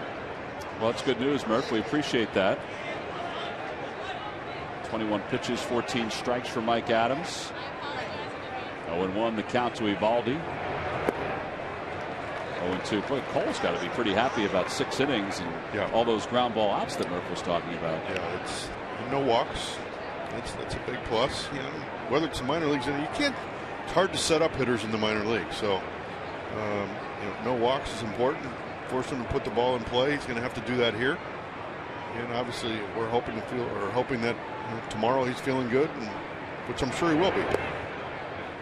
You still think one more start before he comes back? Maybe not. Well, it might not be, but I think I don't know how much they're leaning on him for his feedback. It'd be interesting to find out how many pitches he threw tonight. If he only threw 70-some pitches, I think he probably should have another start, just to stretch out a little bit further. There's a bloop to right field, and that's going to be a base hit for Eovaldi.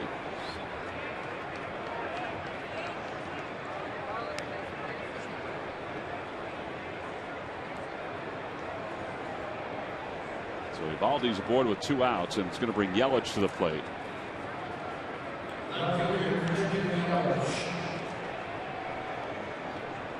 Yelich is 2 for 3. He has singled twice. He also lined into a double play.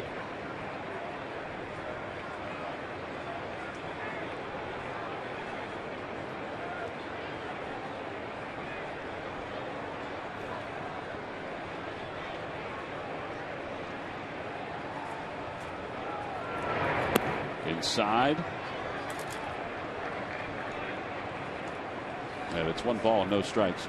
Jimmy, by the way, Carl Graber, our statistician, is researching the longest home runs here at Citizens Bank Park. He's all over the place. He's got Evan Gattis last year, 486 in September. Stanton hitting 470. It's yeoman's work by you, Carl, to find all that. 486. It was far. I mean, it was a shot by Gattis, sort of to the left of where Stanton's went. Mario Hollins is warming up. Wow, 486. Yeah, it's all unofficial, but there's different websites that kind of gauge the distances of home runs. There's the 1-1 pitch to Yelich. Outside. Jared Saltalamacchia hit one that was 466 in 2012. I don't remember that one. Pretty soon they're going to have little meters inside the ball. That's going to tell you how far they go, how fast they are, how fast it comes off the bat. Somebody may have that already in development. Jim Thome and Ryan Howard have each hit long ones here, of course. There's a liner out towards second, caught into the air by Chase Utley, and the side is retired. No runs, 1 hit. 1 man left for the Marlins. We've played 5.5. Chase will lead it off for the Phillies when we come back in the bottom of the 6th.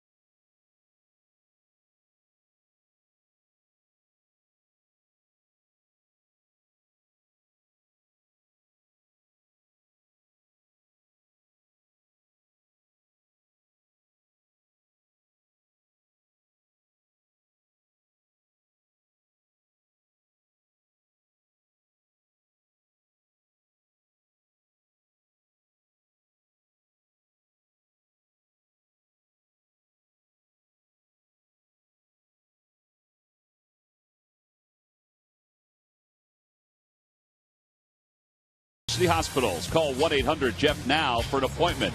By Delaware Valley Honda. Visit your local Delaware Valley Honda dealer or shophonda.com. And by McDonald's. I'm loving it. Oh, we're loving this night here at the ballpark. Seems like the temperature will turn the page. We're finally into spring and we're heading to summer. Got a beautiful day here in the Delaware Valley.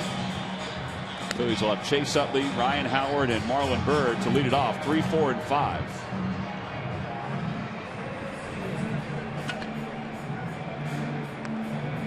Phillies so far with 4 runs on 6 hits. The Marlins 2 runs on 9 base hits. Anxious to see how they're going to pitch Chase right here.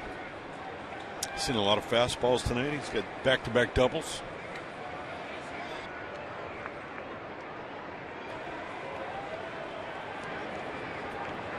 There's so much video. They're obviously seeing what we're seeing, that he's on every fastball that's being thrown. They throw a fastball outside, 1-0.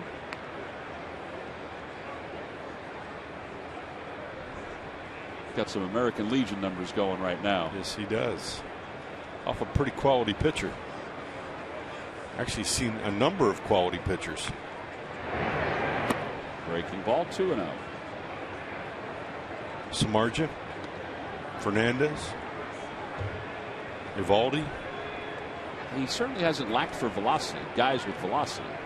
Yeah, I think Chase likes that. He's not going to back away from that.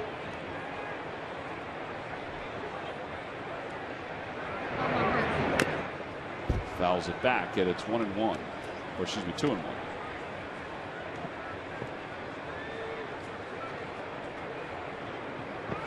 Last 6 games counting tonight. Chase is 12 for his last 21.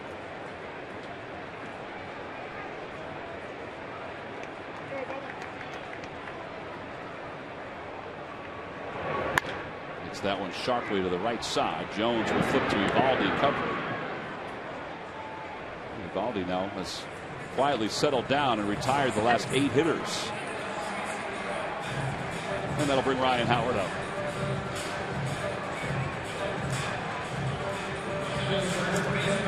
Took a little off that to get Chase out. It was only 96.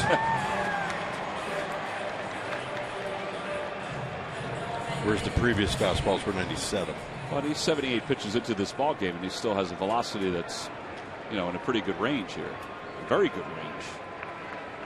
And here's a kid that came off of Tommy John surgery in 2007. The thing that strikes me funny, you had mentioned earlier, in 2008 he was drafted by the Dodgers.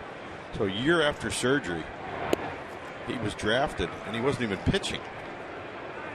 It's all about the projections. Pretty phenomenal. Well, and I guess because the Tommy John surgery is so prevalent in baseball, teams are comfortable that guys will come back. But he's coming back, throwing in the high 90s. What they say is the reason guys come back throwing harder is because of the rehab. Most guys aren't doing that kind of work as arm maintenance. And after they have the surgery, they have to do it to come back. And all of a sudden, they haven't pitched in a year. They've got a new elbow or a new ligament in their elbow, and they've rehabbed for a year. And they've now created arm strength, and a lot of it is in the shoulder. And when I had my surgery done, Dr. Alchek in New York was saying that the reason that the elbow goes out is because there's a weakness in the shoulder. Here's the 2-1 to Howard, and that's a strike 2-2. Well, speaking of that, Dr. James Andrews has come out over the last couple of days, and he's sort of taken year-round baseball to task. People asked his opinion. Why are there so many Tommy John surgeries? Why are there 2 Tommy John surgeries happening for some pitchers, like a Chris Medlin and Brandon Beachy and people like that? And his opinion, and I think there are probably people that agree with this, is that kids are not getting any downtime to rest. They're throwing from the mound almost 365 days a year. I would agree wholeheartedly.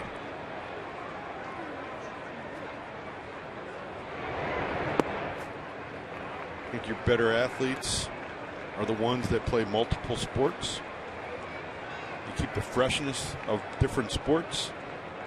There's an excitement to go play that new sport, especially when you're younger, and you don't go through that same repetition. And that's where the injuries start to come into play. Howard hits it down the left field line, slicing toward the pole. Yelich on the run. He slides and he makes the catch. What a play by Christian Yelich. He went sliding into foul territory and picked that one right off his leg. 2 outs. It's a big time play right here. He knew where the wall was and didn't want to run into it. Timed it perfectly and slid right into it. Nice catch. And Kerwin Danley signals out.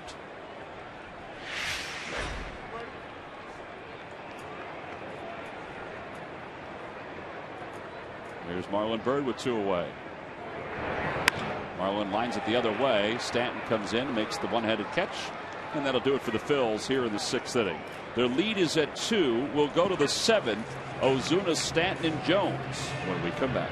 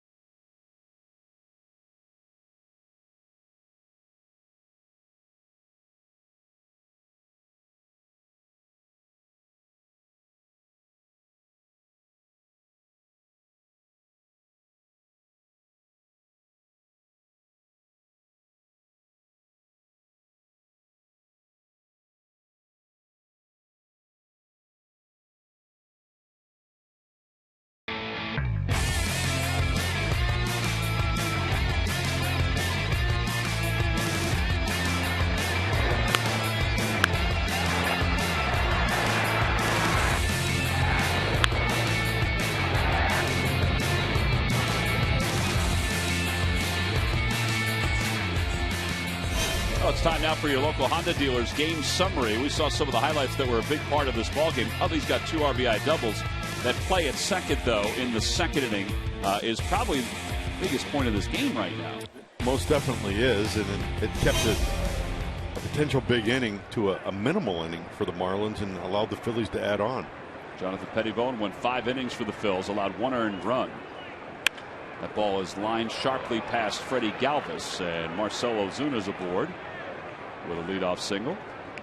These lucky fans are tonight's Citizen 7. They will receive a prize pack courtesy of Citizens Bank. Citizens Bank with the most 7-day branches in the Philadelphia area. Find a branch near you. Visit citizensbank.com.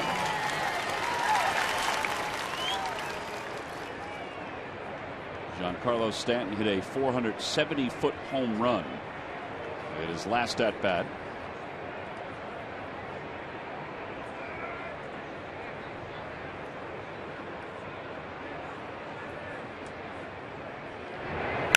That one is a bullet, and it is gone.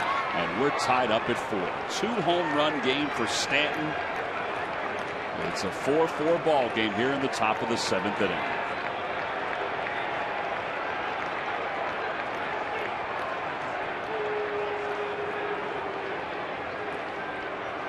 That man is just so strong.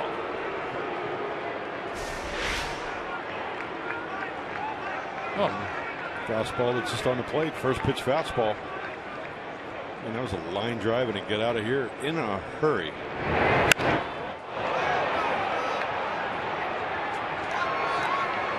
Amazing.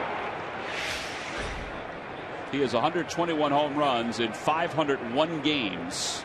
It's his 10th career multi-home run game, and just like that, we're tied up at 4 here in the top of the 7th. And Justin DeFreitas will head off the field, and it's a brand new ball game here in the 7th between the Phillies and the Marlins. Mario Hollins will be the new pitcher for the Phils. We'll tell you about his numbers when we return.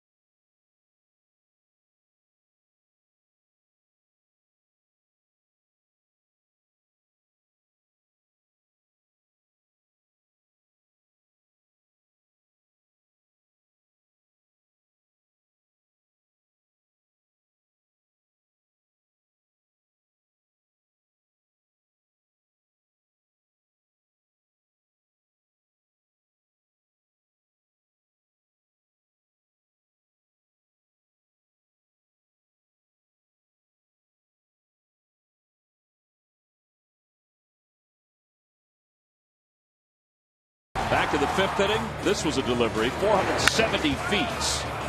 That was impressive just in the way it traveled. This one was impressive with how fast it got out of the ballpark. It'd be interesting to put a timer on it, see how quickly it got out. Well, those are W. Mason deliveries of the game. Remember that old cartoon with the baseball screaming as it left the ballpark? That baseball was screaming right there as it left the ballpark off the bat of Giancarlo Stanton. Well, it's a 4-4 game, and now Mario Hollins will come on to face Garrett Jones. Bases are empty here in the top of the 7th. And Hollins bends back Garrett Jones. It's 1-0. Mario's numbers in 5 games.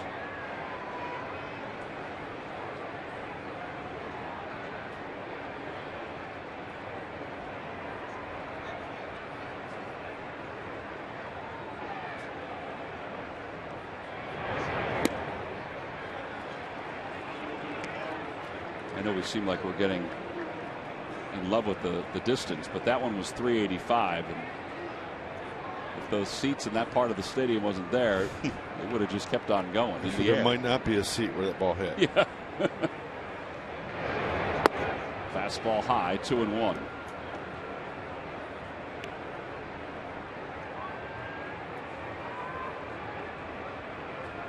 So Justin DeFreitas' line is complete. 1+ inning, 3 hits, 2 runs. Ground ball to first. Hollins has got to get over there to cover, and he does.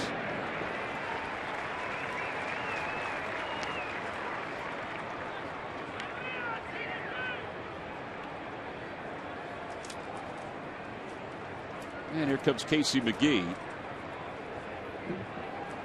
Well, in reality, what Eovaldi has done to the Phillies offense is kind of set this up, because the Phillies haven't managed a whole lot against him over the last 3 innings. Yeah, he's kind of slowed the Phillies down a little bit, kind of settled in himself. As we talked about Fernandez last night, trying not to strike so many people out. It's kind of what Eovaldi has done over the course of this game. Breaking ball low, it's 1-0. Casey McGee singled his last time. He's 1 for 3. A fielder's choice, a fly ball to right.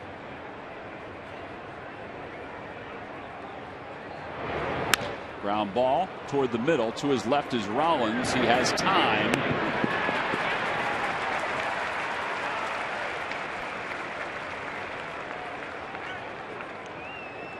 I know Jimmy made that error the other day at shortstop, but he is moving really well. out at that position in the early part of this season. He is. It's nice to see him have the range that he has. I know people have talked about as he's gotten older, he's maybe lost a little bit of range, but I think it's okay to lose range. You just have to defend, to put yourself on the field in different locations to maybe get to the balls that, balls that you used to be able to get to, you might not be able to get to. So now you have to cheat one way or another based on your pitcher making his pitch. Yeah, in that case, he was cheating toward the middle a little bit. Whereas now he's probably, I guess you would call straight away, maybe a half a step toward the hole at shortstop. Well, and I think some of it, too, is knowing the hitters in the league. I think that's important, too. Having the ability to play in front of Cal Ripken in my earlier career in Baltimore, he really knew the hitters, and he would, as you say, I'd cheat, to the pull side or up the middle, and it would allow him to get the balls that maybe he normally wouldn't have gotten to. Well, Jimmy would have needed a ladder to get to that one right there, and that's a base hit for Salton Lamacchia. He's aboard with 2 outs.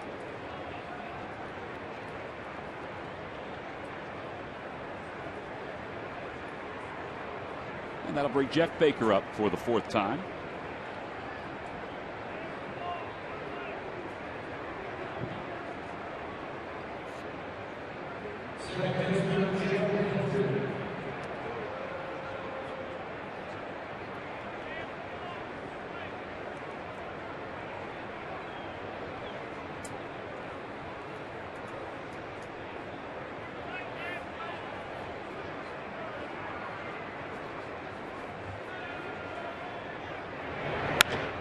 To right field, it's playable for Marlon Byrd. A couple steps from the track, and the side is retired. Another clean inning for Mario Hollins in relief tonight of Justin DeFreitas, who allowed a 2-run home run to tie this ball game up as we stretch going to the bottom of the 7th.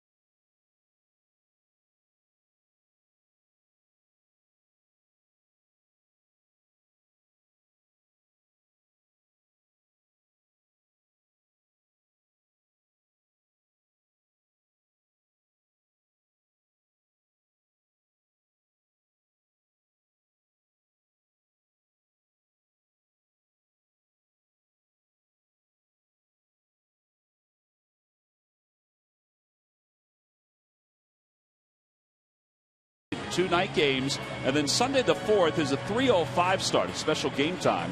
StubHub Mother's Appreciation Day, a free Derby hat. There is the Derby hat for women 15 and over. Great matchup. Order your tickets now at Phillies.com.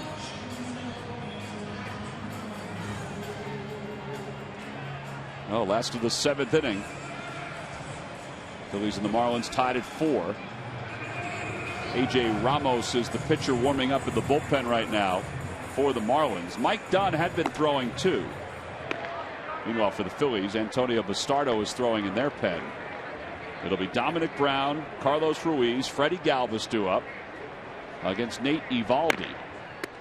And Eovaldi has retired 10 consecutive hitters since the RBI single by Ryan Howard in the 3rd to give the Phillies a 4-1 lead. Well, Tom, we're talking about pitch counts, and Nathan Eovaldi at this point has only had 3 3-ball counts to this point of the game. And as we know, when you can create a lot of deep counts, it elevates a pitch count. So that's why he's starting this inning at 85 pitches. Now, part of it's him, but also I think part of it is the Phillies are aggressive against him, aren't they, against the fastball? They have been. And I think that was kind of their approach last night with Fernandez, and it worked early in tonight's game, too.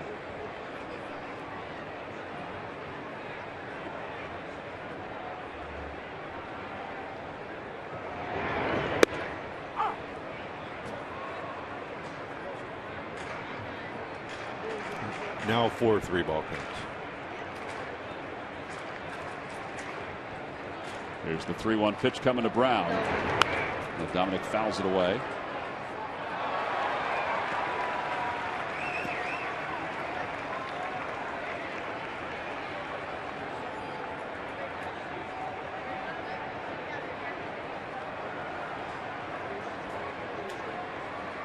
About to throw pitch number 92.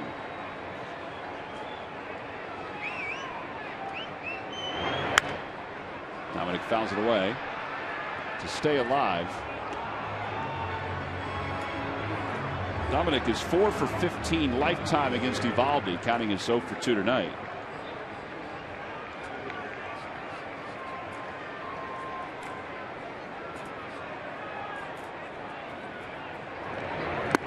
And a foul tip and a strikeout. One away here in the 7th. Let's check in with Greg Murphy with the Major League Notebook. Murph? All right, thanks, Tom. Brought to you by Gwynedd Mercy University, and the St. Louis Cardinals have locked up their senior vice president and general manager, John Mozeliak, to a 2-year contract extension. He's now signed through 2018. He's been with the team for 19 seasons. He's been the general manager since 2008, and in that time, they've gone to 4 playoffs and won 1 World Series, and that is why he got a contract extension. And guys, don't look now, but Clayton Kershaw working his way back from the disabled list. Threw off a bullpen mound today for the first time since he's straining his back. He's been on the disabled list for a little bit. They don't have a timetable for him to return yet, but they are saying that he'll need 1 rehab start before he gets back to the big leagues. The countdown to the Phils ending up in L.A. is 9 days away, so we'll keep you posted on that, guys. All right, Murph, thank you very much. Got it. Where are you at? Out in Ashburn Alley? Is that where you're walking around? No, down here in the Diamond Club right now. Oh, totally lost my perspective of where you were. There you are. I'm pretty much right underneath you guys. Breaking ball, and it's 1-2 to Carlos Ruiz. Watching some guy behind you eating some ice cream out of a Phillies helmet. I see it. Jamie, what kind of ice cream did you have tonight? I didn't have any. Really? I didn't have any last night. We won, so I'm not having any tonight. Murph, did you have any tonight? I did not have any tonight. Ooh, that looks good. And we won last night, so I won't have any more. So chocolate Murph, go get a bite. Maybe it's a chocolate chip. All right. I'll see what I can do. I'll track some down. 2 balls and 2 strikes. And Ruiz fouls it off to the right. You should have just changed your flavor, JB. You should have not had it. You should have changed your flavor. Well, I know it has nothing to do with the game, but there are some superstitious folks out there. I call it stupid-stitious. But yet you're following along. We love that. Team player. I had some as a player. That one's again down the right field line. This will be out of play, and it remains 2-2. What was the most notable superstitious or stupiditious that you had? Did I say that right? Stupid-stitious. Stupid-stitious. In the minor leagues, I always wore the stirrup socks. Yeah. And I would never wash my the stirrup sock if I was winning. Must have been pretty ripe after a while. Now they got a little hard on the bottom. Yeah. Whatever worked. But when I lost, then I'd either get rid of them or I'd launder them. For the record, I didn't move out of my spot for 3 innings yesterday when the team was scoring really? runs. So yeah, I've got a little superstitious in me too. Ruiz lines that to left center field. And he's aboard with a 1-out single. First hit for the Phillies since the 3rd. And now I can't move again. Murph will be there for the rest of the night. Eovaldi at 100 pitches. Marlins are probably thinking, how much longer do we let him go?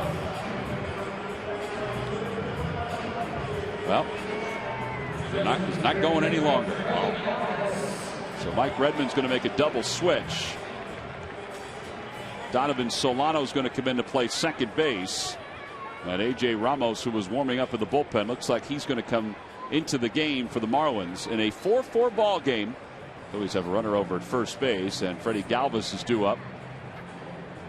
John Mayberry's come out as a pinch hitter. He'll pinch hit for Mario Holland. So a pitching change here at Citizens Bank Park.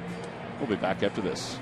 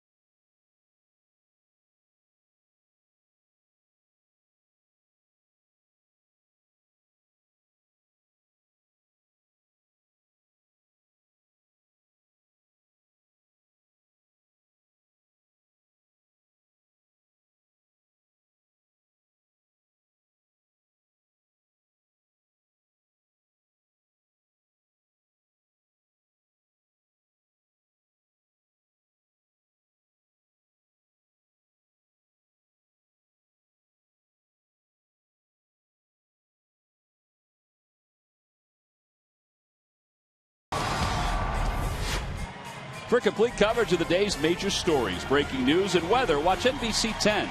Count on it.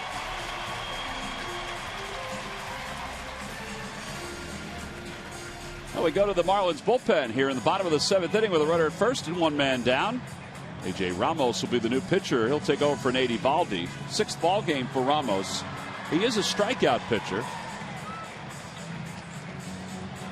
Well, he's got they say he's got a 4-seam fastball. It says it has a natural cut to it. So it kind of, there have been a couple of guys that have had that natural cut, but it's 93 to 98.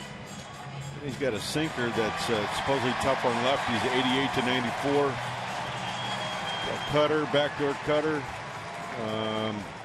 He also throws it as a chase pitch down in the zone for a strikeout pitch, and he throws a changeup as well.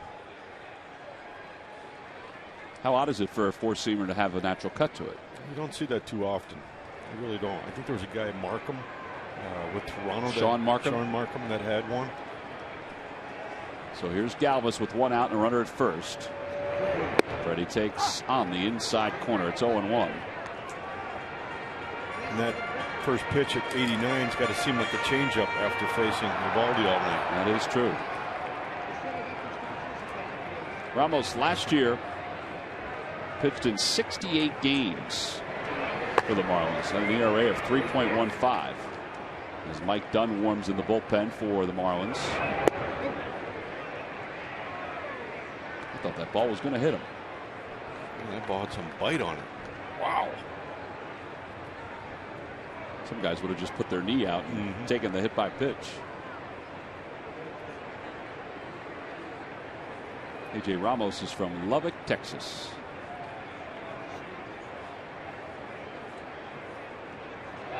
Ruiz goes. The pitch is swung on and missed. The throw to second, and Carlos has no chance.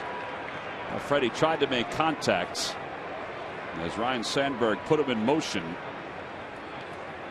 for a possible hit and run.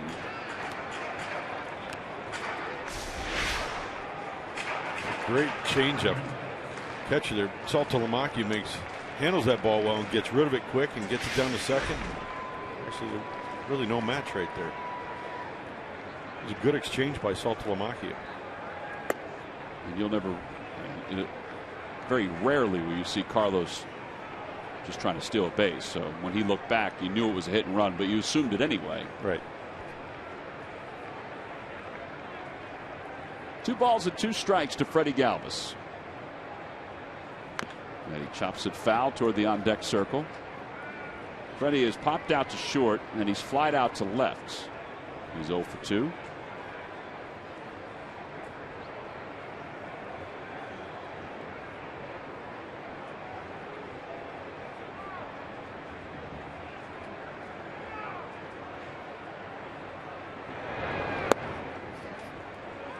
Almost looks like a split. Like it has the action of a split. That pitch there.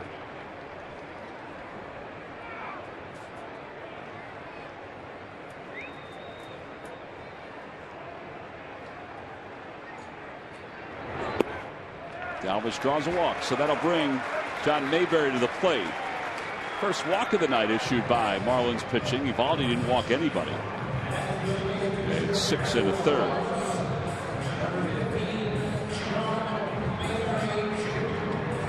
Mayberry's not had a chance to play as a starter that often this year, but he has been the primary right-handed bat off the bench for the Phillies.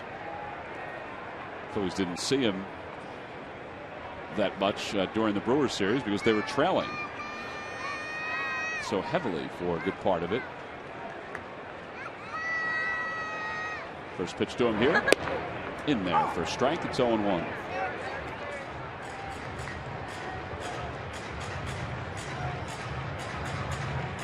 Off the bench, John's put together some really nice at-bats thus far this season. I'm sure Ryan has a lot of confidence in putting him into this situation here.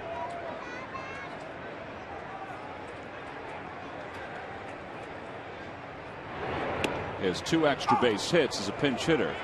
A double and a home run. Home run out in Chicago. The double in Texas on opening day.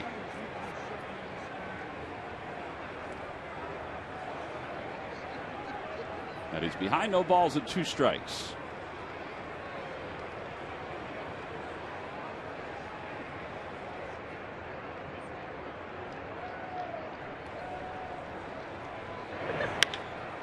Fly ball, shallow right center. Stanton is coming in, and that'll do it for the 7th inning. No runs, 1 hit, and 1 man left. Saltalamacchia was able to nail Ruiz. That helped the Marlins through this inning. We'll take it to the 8th.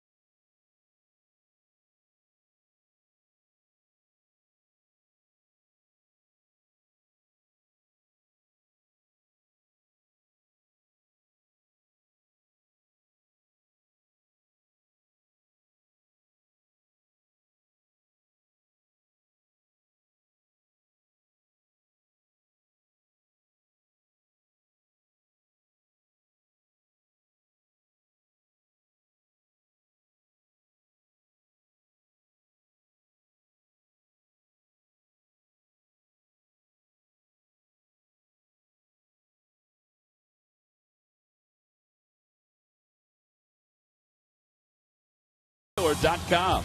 Buy WB Mason. You can't go wrong when you buy right.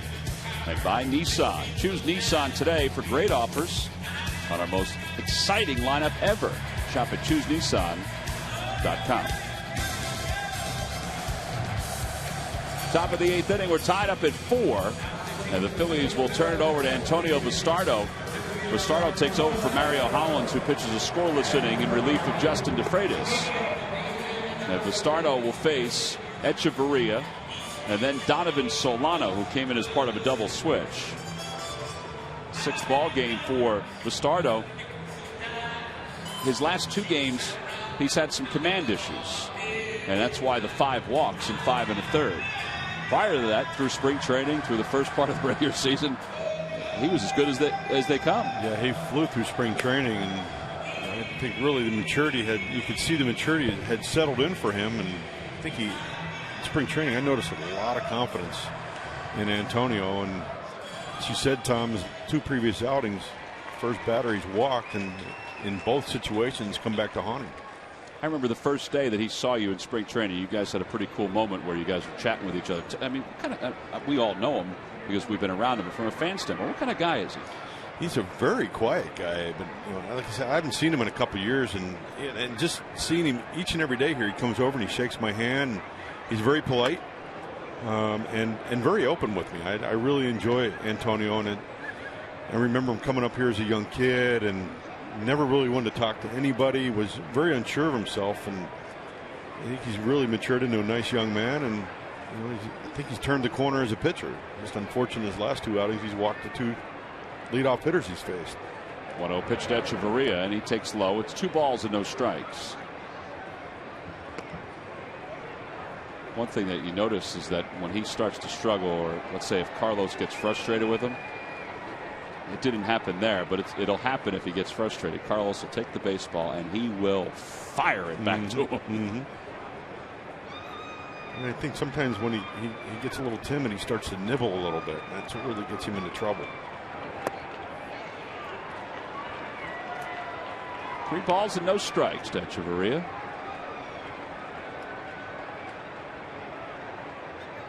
I think sometimes too, Antonio just doesn't realize how good a stuff he has. And he just walked him on 4 pitches, so that's the 3rd straight outing that he's walked the leadoff batter.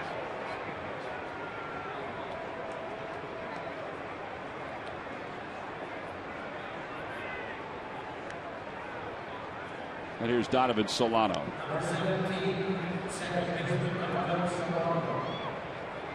What we talked about earlier tonight about here we go again, the mental side of it. It might be where he is right now. You get behind in the count, and then you try a little harder, and you go ball 3. And now, all right, I'm really going to throw a strike here, and you get too aggressive, and you don't make your pitch, and all of a sudden, 4 pitches, you've got your first guy on base. Solano does not square. He takes a strike. It's 0-1. I thought maybe they would try to do their best to move the runner up to second. I know you don't always do it, but here in the top of the 8th inning with the top of the order due up after Solano. Swing and a miss, 0-2. Thank you.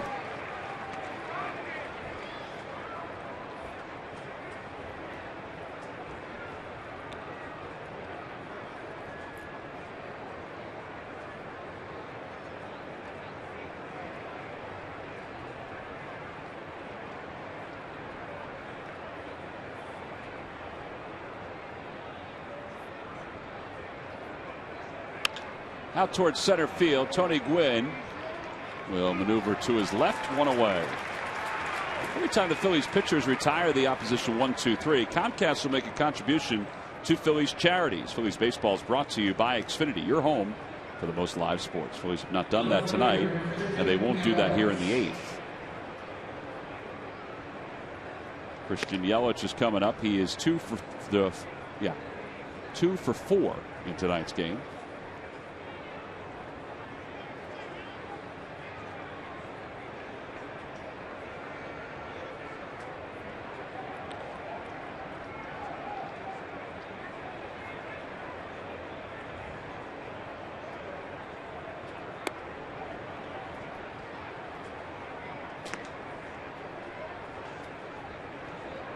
And the difference I also see with Antonio right now is in spring training he was strike 1. But so far tonight it's ball 1. Big difference. Huge difference, particularly when you're pitching at this point in the game. So at a Major League scoreboard, the Mets and the Angels are tied at 1. That game's at the bottom of the 2nd. Out in Anaheim, Lucas Duda has hit a home run for New York.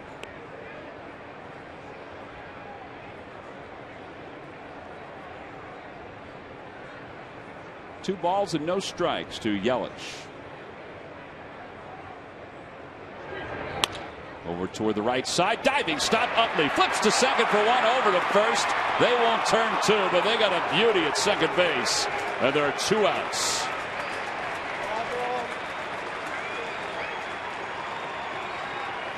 Well, that's as good as it gets right there. Phenomenal how he was able to, first of all, he gets to that ball. He's on his knees. He's got his back to, almost back to Jimmy, and he flips it around the side of his body. Couldn't get a whole lot on it, and I think that was probably the difference in being able to turn the play. But he makes a great stop right here, and with his momentum taking him away from the bag, and he gets the ball to Jimmy. And you got to be sure to get 1 out, and that's exactly what they did for the second out of the inning. Well, the 2 of them have played 1,078 games together. It's the most among active double play combinations in Major League Baseball. The key here is you want to get Ozuna out. And this is. Yeah, because you got a guy swinging the bat right now in the on deck circle. Yeah.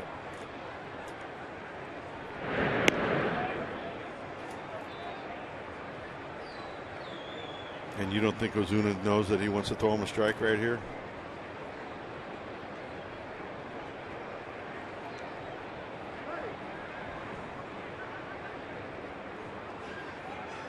They just called time to move Freddie Galvis over toward the third base line. Heard Larry Bowa's voice yell, "Freddie." Step and a dive. Up high, 1 ball and no strikes.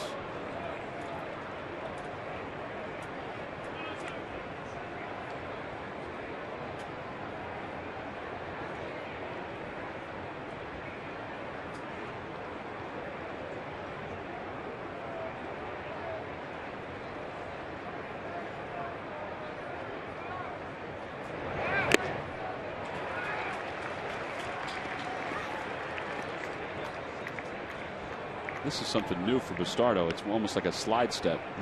The legs, he's barely lifting his leg. I mean, usually he'll lift it up, even with a guy on base. Well, as Bob McClure talked in spring training, they worked a lot on holding base runners, giving different looks in their pickoff moves. And it really is important to give Carlos an opportunity to throw potential base runners out. Breaking ball, 1-2.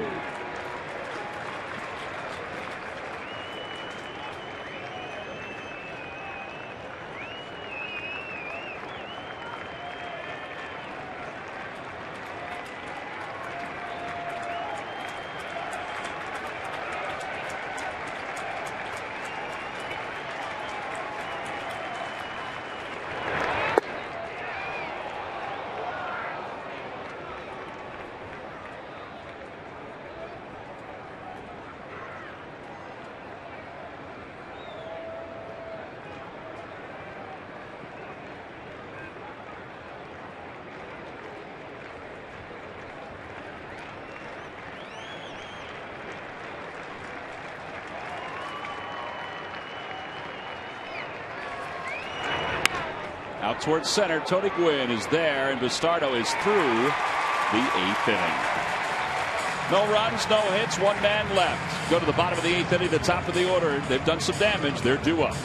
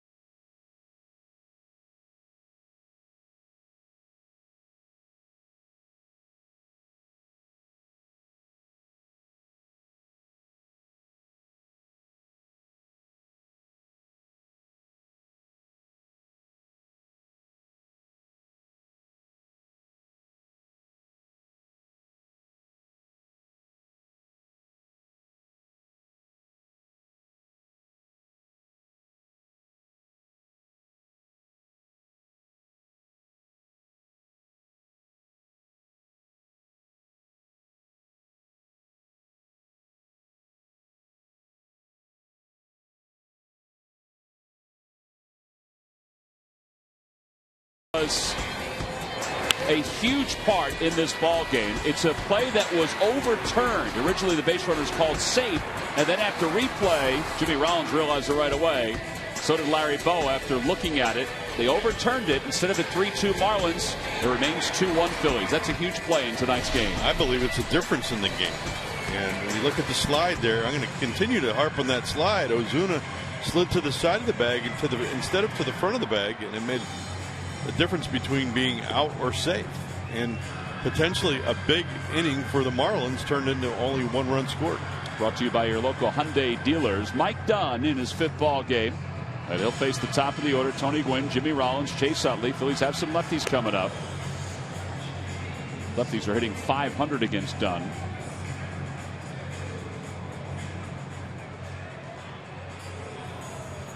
Time now for our Coors Light Cold Hard Fact. Brought to you by Frostproof Coors Light. Today marks the 10th anniversary of the first game here at Citizens Bank Park. Phillies opened their new home with a 4-1 loss to the Cincinnati Reds. Well, they also went on several years later to win a world championship here. There have been 2 World Series played here at Citizens Bank Park. Tony Gwynn will lead it off. He's 2 for 3 tonight, a double and a single. Takes a strike. It's 0-1. Tony is 3 for 10.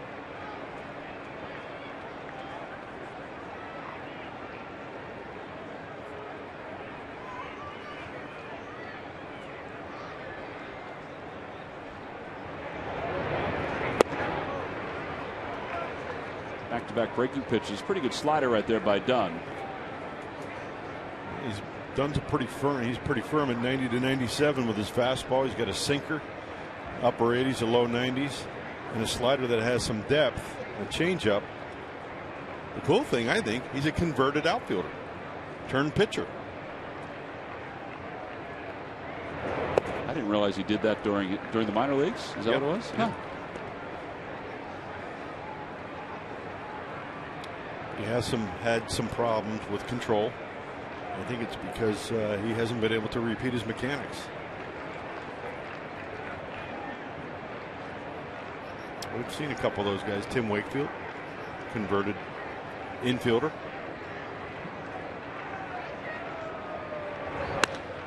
Wing pulls it to right. Stanton is there. Yeah, there's 1 out. Oh, I mentioned last night that Real Cormier was on hand to throw out the first pitch here tonight. And he did throw it from the mound. It was down. It's good to see Real. See, he would always be able to pay attention. Bob McClure says, keep it down, keep it down. I didn't want to tell him that. I was looking at the weather today. He was talking about having the 4 seasons in Park City, Utah, where he moved. I think he got snow today out in Park City, Utah. I don't think surprise me. I don't think he'd be upset about it, but there is a storm out in that area. Rollins is 1 for 3, singled homer run in the first and scored a run in the first. Outside, 1 ball and no strikes. Papelbon is up in the bullpen for the Phillies. Let's see what Rollins has done in his last 9 games.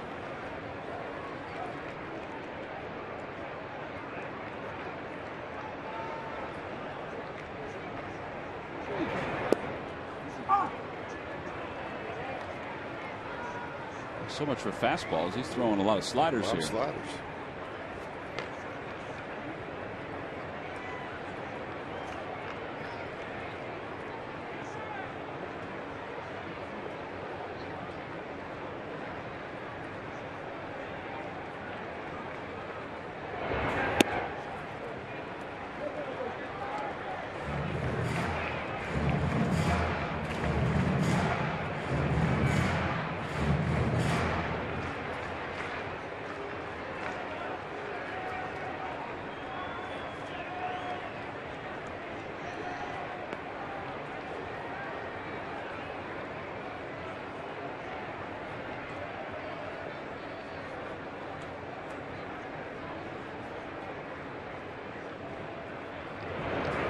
Back toward the middle, a base hit for Rollins.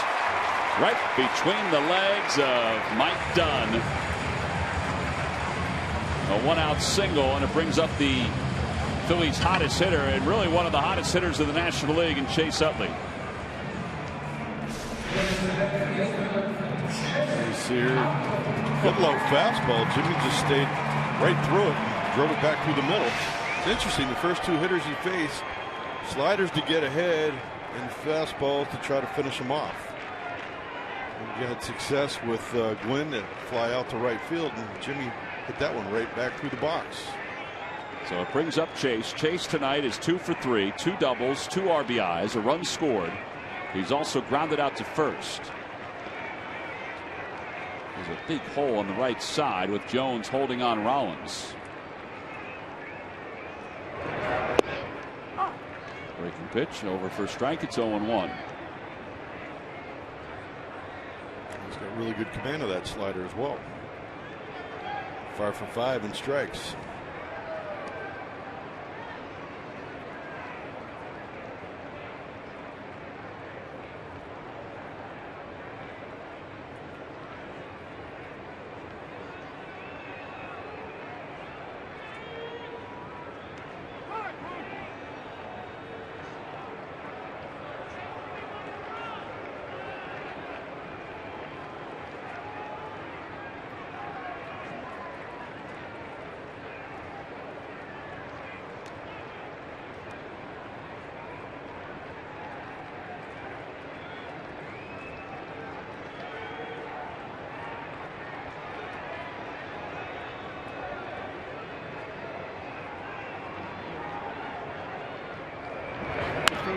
Ground ball foul.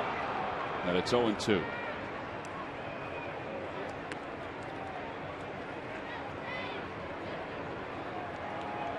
They play Chase to pull on the infield, with Echeverria cheating towards second and Casey McGee off the line at third. Not a surprise. Ozuna plays shallow in center. He is playing a little shallow. Surprised at that. Nope, now he's moving back a couple steps.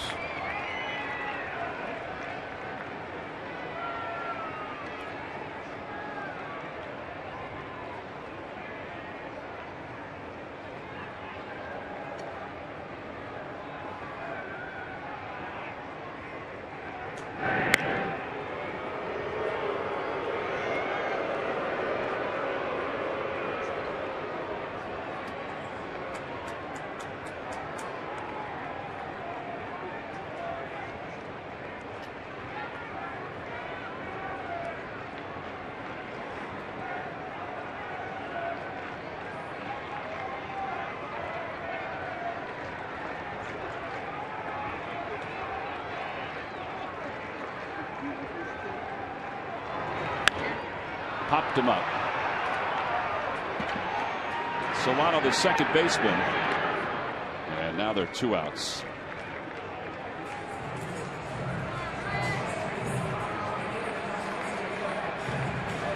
Well, Ryan Howard now with 2 outs here in the bottom of the 8th inning. He's 1 for 3, singled in the 3rd. He picked up his 5th RBI of the year.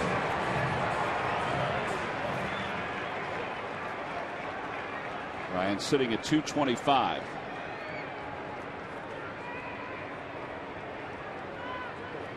One thing about this matchup, these guys have faced each other a lot, and they're hoping for some bubbles and maybe another rally hat opportunity.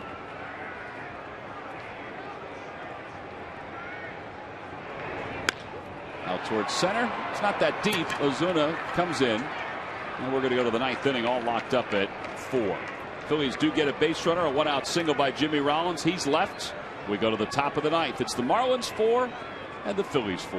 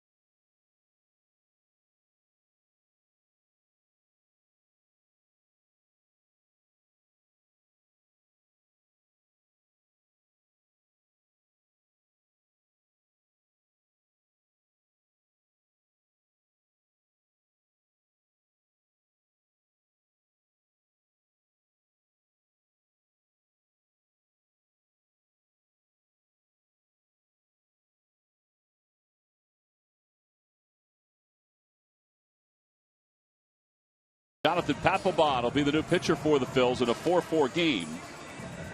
And he's going to face Giancarlo Stanton, Garrett Jones, and Casey McGee. Papelbon looked very good last night for the Phils.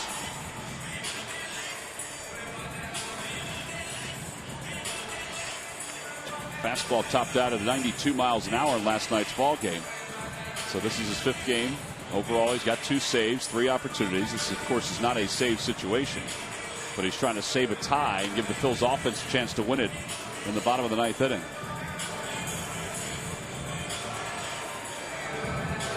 Stanton has never had a 3-home run game. He hit one to left center field onto Ashburn Alley in the 5th. And he hit a rocket out of the ballpark in the 7th down the left field line.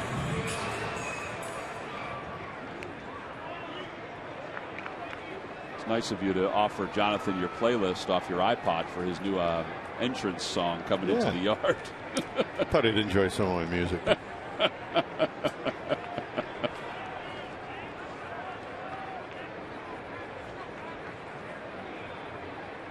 I'm not even sure if Shazam would be able to figure out what that song was. Here's the first pitch to Stanton. Fastball in there. It's 0-1.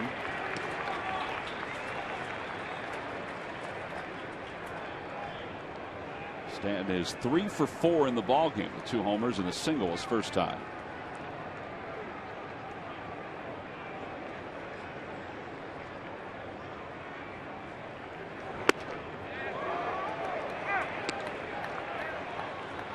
First 2 fastballs have been at 93 and 91 for Papelbon. They have the last 3 home run game against the Phillies.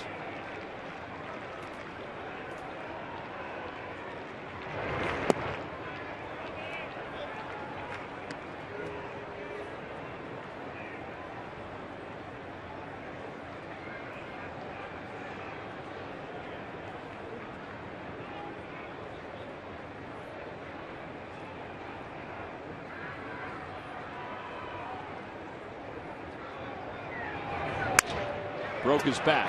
Get rid of that bat. Shallow right center field. Utley makes the catch.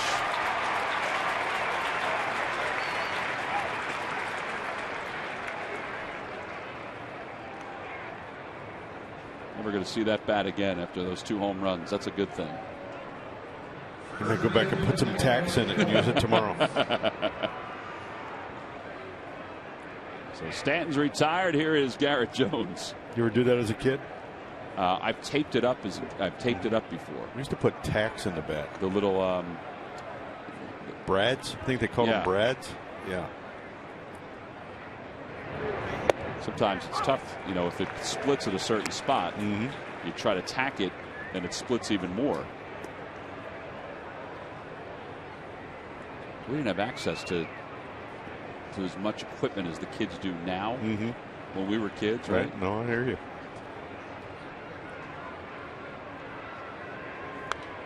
Out of play, and it's 0-2. I walk into my garage now, and it's like a sporting goods store. It's like a sporting goods store. It's a buffet of different bats. When I was in high school, it was probably the same for you. You had the Easton Green or the Easton Magnum. Maybe the Black Magic. That was the black and gold one.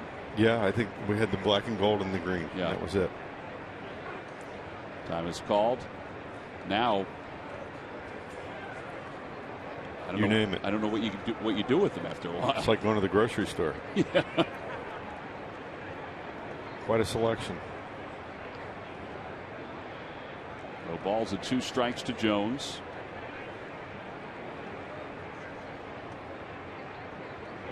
That's where they wanted it. And Jones is struck out 2 away. He's been struck out 3 times in the ball game. I should say that's the height they wanted it. The location might have been off a little bit, but it did its job. Just a high fastball above his hands. It's underneath that pitch. Well, McGee is 1 for 4. By the way, in the Phillies half of the 9th inning, it'll be Bird, Dominic Brown, and Carlos Ruiz. Those are the guys due up. And that high fastball looks so inviting because it's so close to your eyes.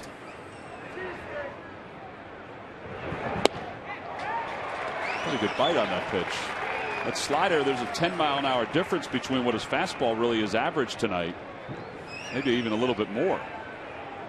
He's had very good command of all of his pitches tonight so far. No balls, 1 strike.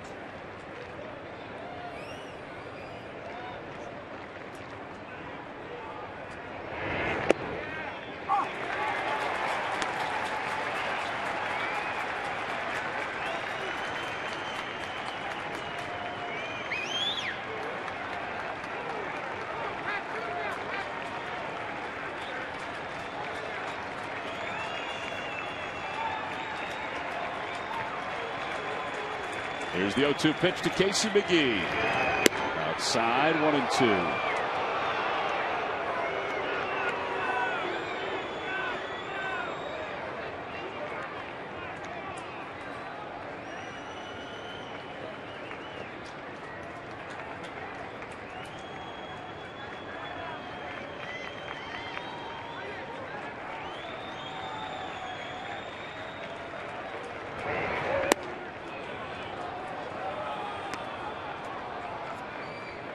The slider he's throwing right now is different than the slider he threw last year at the end of the season. Last year was more like a slur where it would start high and finish semi-low. Now it's starting in the strike zone. To me, he's getting out in front of it and getting his fingers over it. Try to run a fastball up and in against McGee.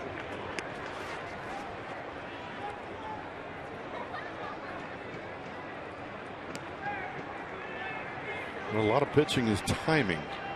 I mean, we talk about tempo, but it's timing. When those levers are all working together, the legs, the arms, working around the body, and when you get to your release point, when everything is right and you're able to get your fingers on top of the ball and finish the pitches, you're able to get that extra bite on the ball or on the pitches. That one he just overthrew a little bit. It's 3-2. I don't know. I don't think that was a fastball. I think it was a split, wasn't it? He overthrew? Yeah, I don't know, but he did overthrow it. I say that more because of where the velocity was. Right.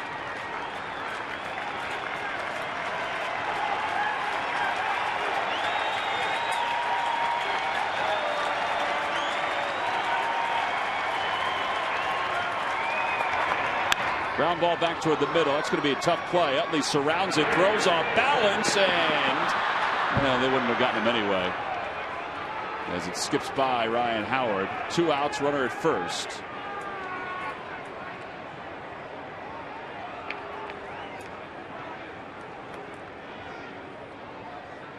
That is what you talked about the other day, though, Ryan going after it with one hand and taking a chance to try to scoop it. McGee does not run all that well, but it would have taken a longer baseline to try to get him because he looked like he was across the bag anyway. But I liked that the other day when you were saying, take a chance as a first baseman and go out and get it. Right. Don't let it come to you and play you. Go out and try to get it. Saltalamacchia is the batter. A lot of times you can read the throw if it's going to be a long hop or a short hop. Fouled it away. It's 0-1. And I think some of that too is reading, knowing your field, and is it soft in front of or in the area where it's bouncing, or if it's soft, it's going to die. It's going to hit and die, and if it's firm, it could skip, or it could come up off the ground based on the velocity of the ball coming towards you.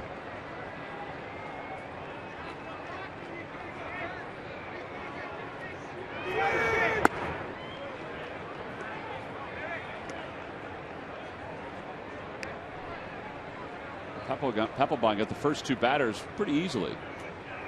Stanton popping out, and then the strikeout of Jones. The at bat to McGee, where he was able to work the count full and then reach on the infield single. Now it's 1-1 to Saltalamacchia.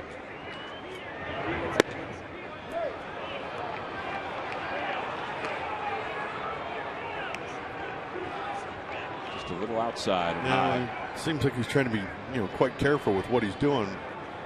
It's almost to the point where he's nibbling a little bit.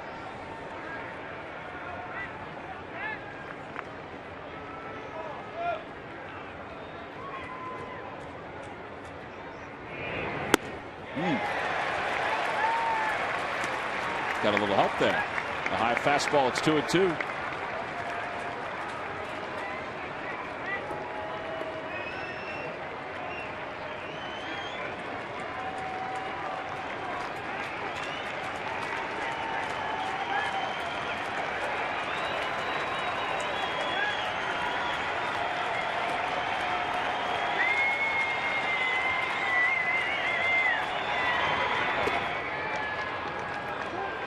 McGee will be off and running with this 3-2 pitch. 3 balls, 2 strikes, and 2 outs. Greg Dobbs is in the on-deck circle. Didn't see him last night.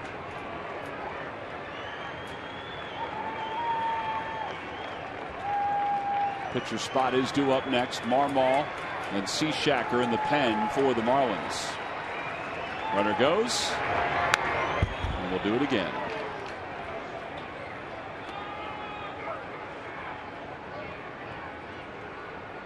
Cishak is the closer, so he'll come in if the Marlins happen to take the lead here in the 9th. And Marmol will come in, I guess, if it stays tied.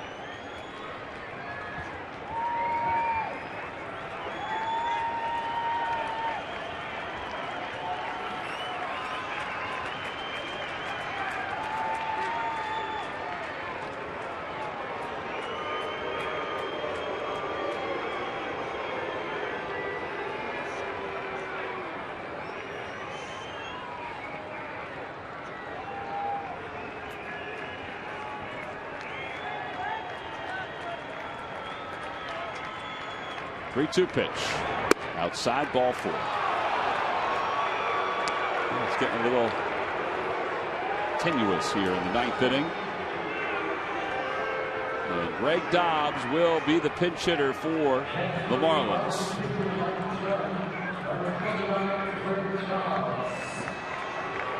Greg Dobbs, one of the best pinch hitters the Phillies have ever had. His career numbers 96 pinch hits overall, 10 pinch hit home runs. Phillies' success getting to the postseason, Dobbs was a big part of that success. He was. And some key hits, spell some guys on occasion, play some decent defense. Fly ball, shallow center. Rollins going back. He's under it, puts it away, and the side is retired. Right pitch, right time. That splitter toward the outside part of the plate. Dobbs was out in front. No runs, 1 hit, and 2 men left. We go to the bottom of the 9th inning. The Phillies with a chance to win it. Marlon Byrd, Dominic Brown, and Carlos Ruiz due up for the Phillies.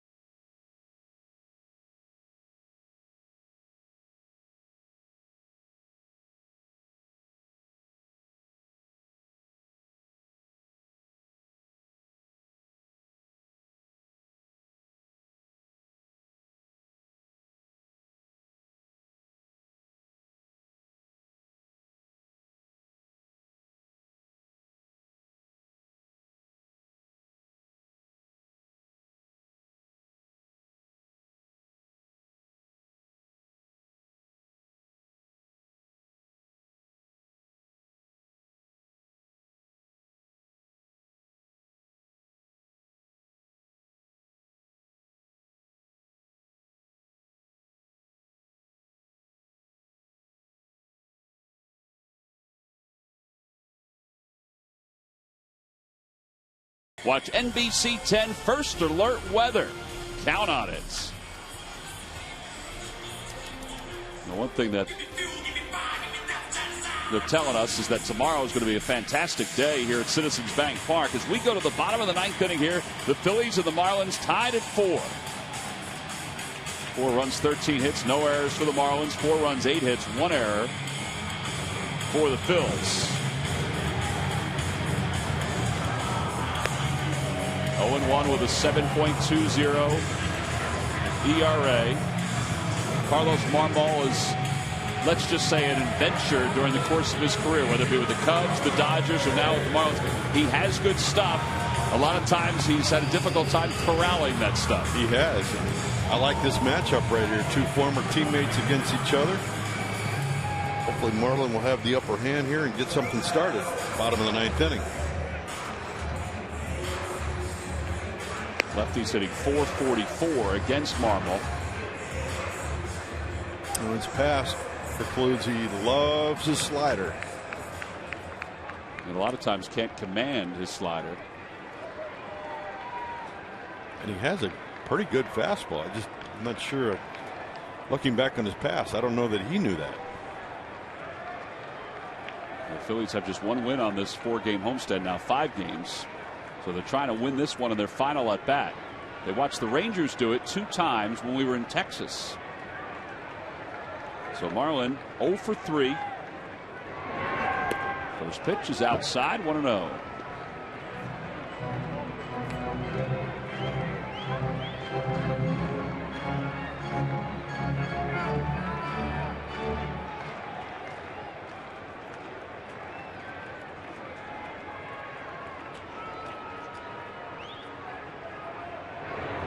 There's that slider. It's 1 ball and 1 strike.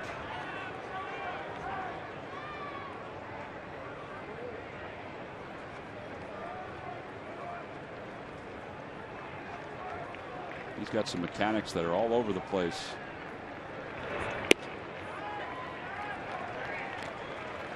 It's almost as if he's leaning down, picking up a big old bag of something and then throwing it over his shoulder. Picking up the rosin bag behind him. Yeah. 2-1 now to Bird. Fastball. And it's 2-2.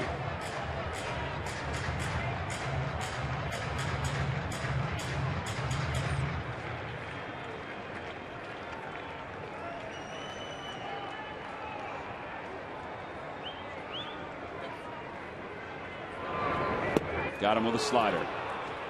1 out here in the 9th inning. And that'll bring Dominic Brown to the plate.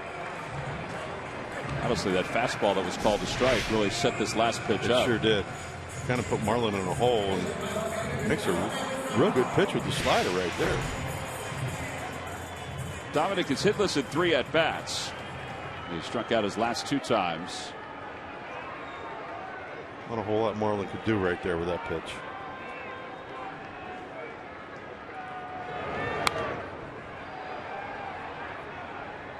Dominic will be followed by Carlos Ruiz. This crowd of 27,000 plus. Watch the Phillies jump out to a 4-1 lead. And the Marlins and Giancarlo Stanton tied it with 2 home runs.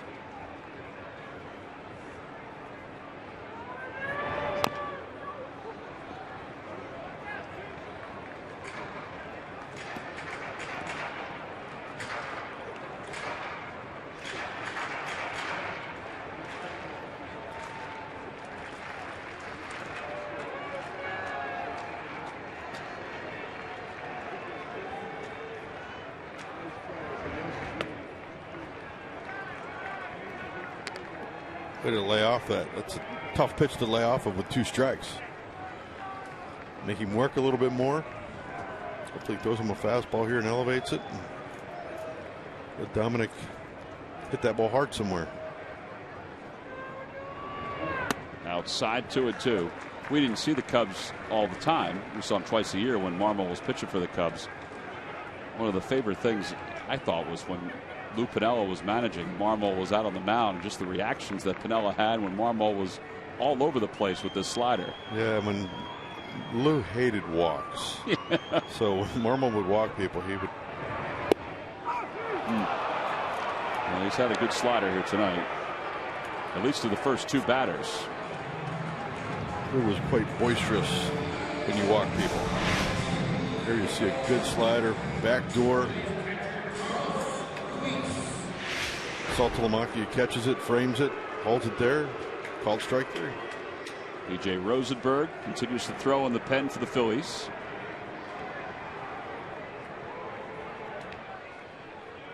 Carlos is 1 for 3. Outside, 1-0.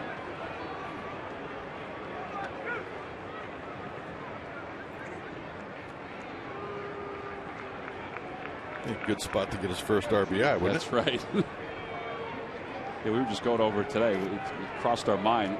He went a little while last year without getting an RBI. Not a big deal. You figure he's going to get his share. Last year, I think he was just pressing as he was trying to. He was coming back off the suspension.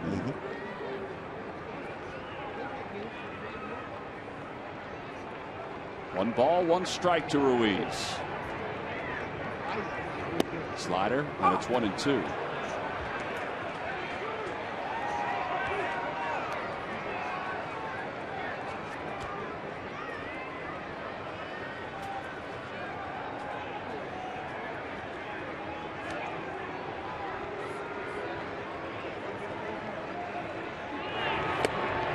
Man. Carlos didn't know if that was going to slide right back over the plate for a strike. He just got a piece of it, a foul ball.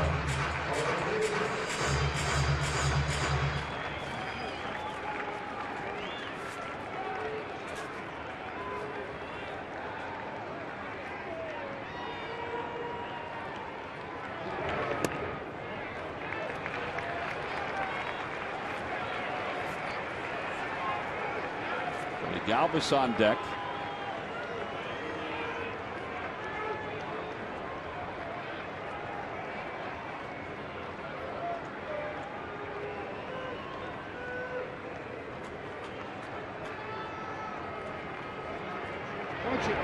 Outside, ball 4. Wait a minute. No, he called that one pitch, the fourth pitch, he called it a foul tip. I still have. Okay, so you have your pitches there. So it was that was a 2-2 pitch right there. The scoreboard had it wrong. I don't think they saw the umpire make the sign for a foul tip. It looks like they're all in agreement of it. Now they can, and it's up to the umpire's discretion, check on record keeping. Carlos walks, doesn't matter. So that's why it's good you get your pitcher's chart there, because you saw the whole thing there. Oh, I'm not always right. So.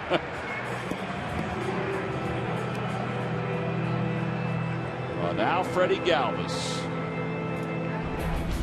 Freddie Galvis last September 2013 against Freddie Garcia, and he served it up. Galvis was sitting just 211 at that point. Second time that he hit a home run in the Phillies' last at bat to help them win a ball game. Hit one down the line against Aroldis Chapman too. Takes a slider. It's 0-1. Pitcher spot is due up next. Ben Revere has come out.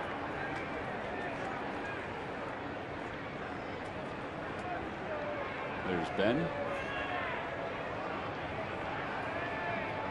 Carlos short lead off first.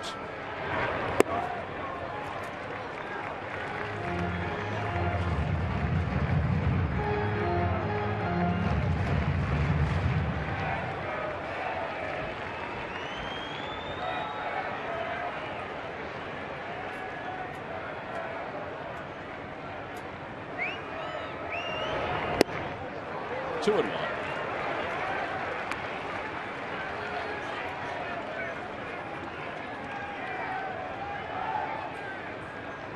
A 25 or 19 pitch inning already.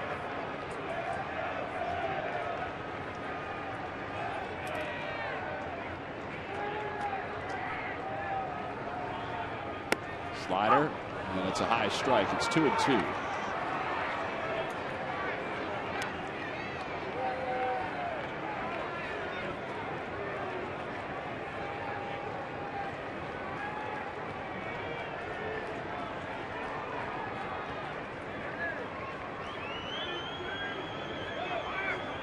Goes, pitches taken outside, and Ruiz now is in scoring position. So much for what we said before that he can't swipe it back, that more often than not it's a hit and run. Did he just not pay attention? He must have just when you don't keep an eye on a guy, and it's timing, comes set, and he just goes.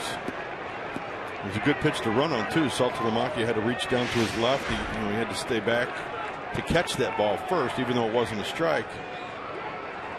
No contest. Now, it's not a given that a base hit scores Ruiz because we got 3 strong arms in the outfield from left to right. That guy's got a cannon. He's warming it up. Well, it hasn't been tested since Giancarlo's arm hasn't been tested since early in the game when he was kind of wiggling it around after a throw. Ground ball, foul. By the way, just so you have it for record-keeping purposes, that is the 17th career stolen base for Carlos Ruiz. We know Giancarlo's arm works to swing the bat. Yeah, there was nothing ailing his swing earlier. 3-2 to Freddie Galvis. The pitch. And a call, strike 3. Throws him with a slider on the outside part of the plate. Marvel strikes out 3. The Phillies leave one in scoring position, and we are heading to extra innings here at Citizens Bank Park.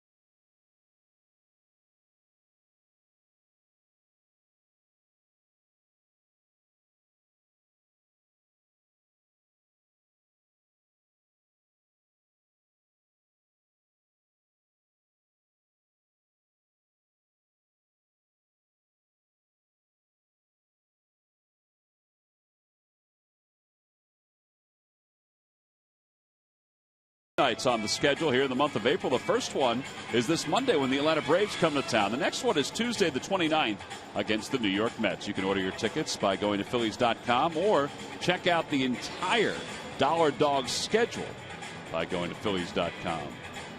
Well, we go to the top of the 10th inning, extra innings here at Citizens Bank Park. First time here at home. B.J. Rosenberg in his 4th ball game. He'll take over for Jonathan Papelbon. So he is pitcher number 6 for the Phils.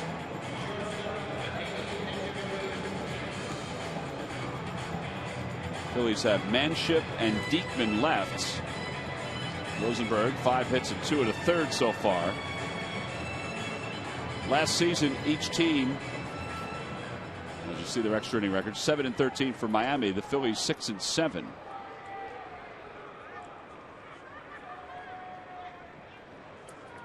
So for both, this is their first extra inning game of 2014. Echeverria will lead it off. Echeverria has been on base 3 times this evening. Takes a strike. It's 0-1. Freddie Galvis in on the grass. Now will back up at 3rd. And Ryan Howard back behind the bag at 1st.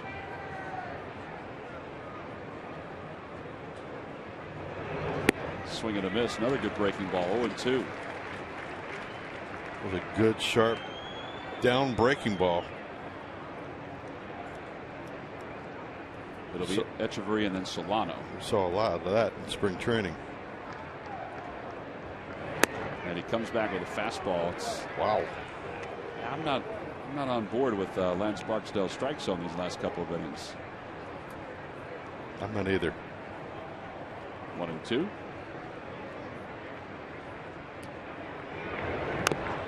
Tapper foul.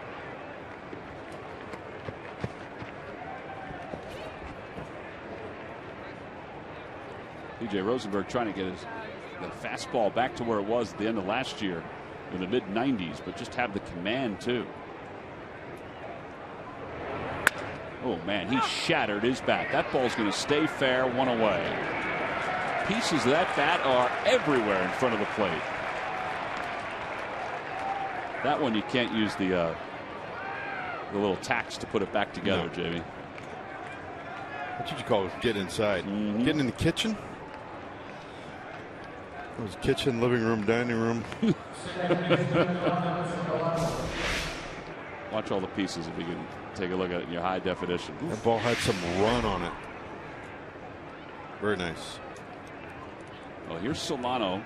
He flied out to center his first time up. It's that one, the shallow left. It's not deep. Dominic Brown froze for a moment, and they're 2 outs.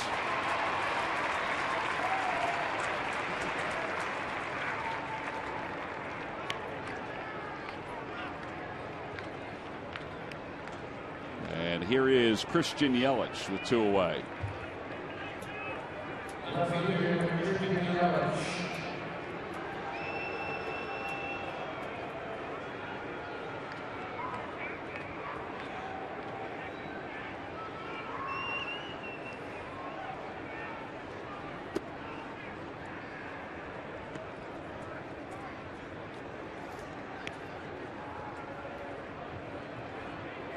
Yelich reached on singles in his first 2 at bats. And the 1-0 pitch. Foul tip, 1-1. 94.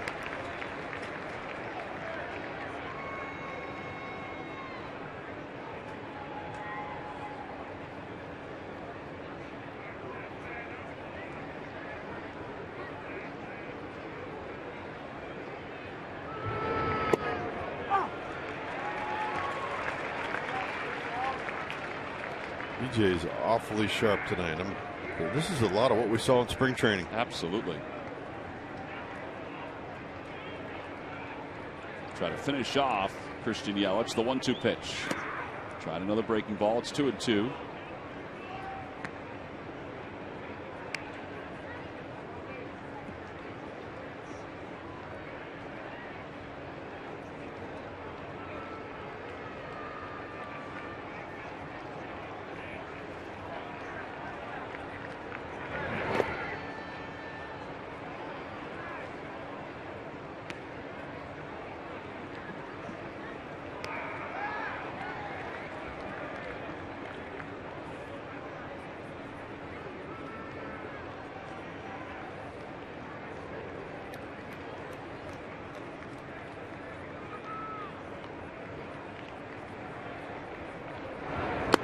Foul tip, and Ruiz hangs on. The side is retired.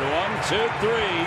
Go the Marlins. Jamie, there's a fan of yours right there. He wants a little offense. We all do. We come back in the bottom of the 10th inning.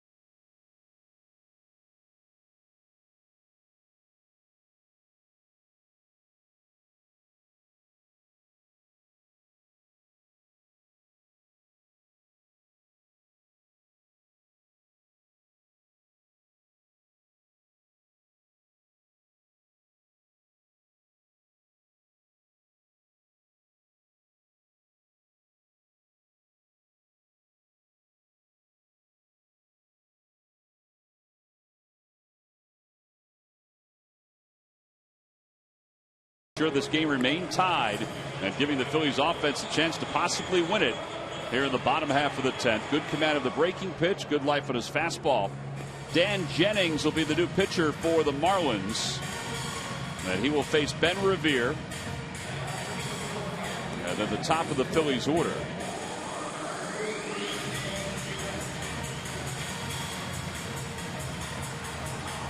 Again, all these guys coming out of the Marlins bullpen have really good arms. You get a left-hander throwing 89 to 94 fastball and a slider. I picked up on where been told that at one point he had the best slider in the Marlins organization.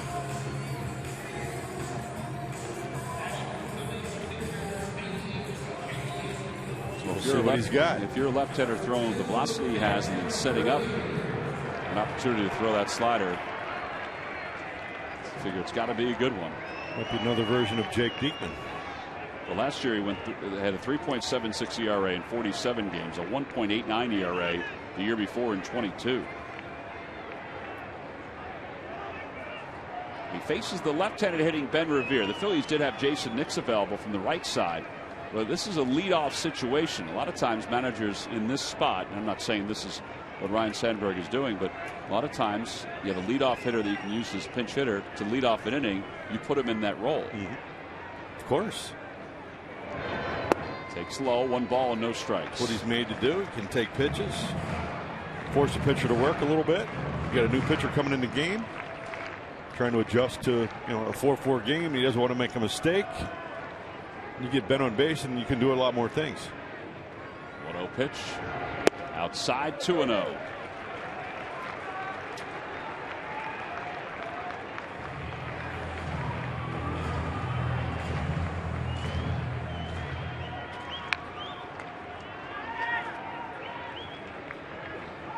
Jennings is 26 years old. That one's back toward the middle, and it's caught and then dropped by Jennings. 1-3 on the putout, 1 away. Look what I filmed. I don't even think he moved his glove. He hit right back into his glove.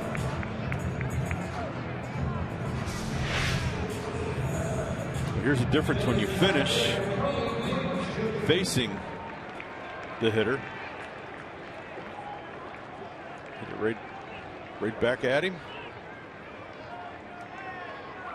And here at that point when you drop it, it's just, you don't have to panic. It's just, let's bend over, pick up the ball correctly, and spin and throw. Gwynn tries to bunt his way on a foul ball, 0-1. I don't know the way the trajectory of that ball was going. If it was going to go right toward Echeverria at shortstop anyway, if it was going to go up the middle, he was kind of shaded toward the middle, but it would have been a much more difficult play. 0-1 to Tony Gwynn. He's 2 for 4.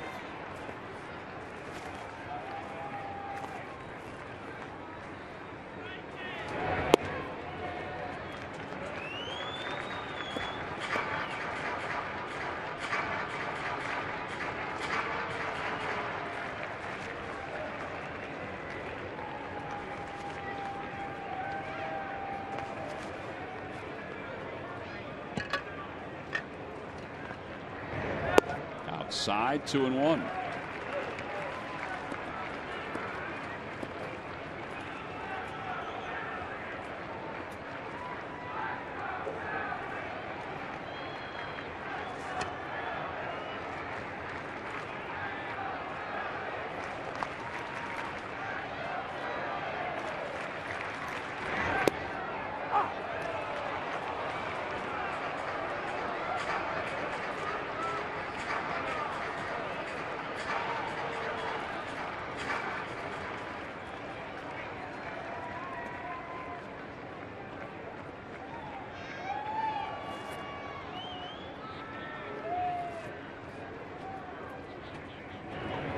Check swing. Did he go? They'll appeal. No, says Kerwin Danley. And now it's 3-2. Jimmy Rollins on deck. He's had a good night again offensively. He's trying to get him up with a runner in scoring position, or at least a runner on.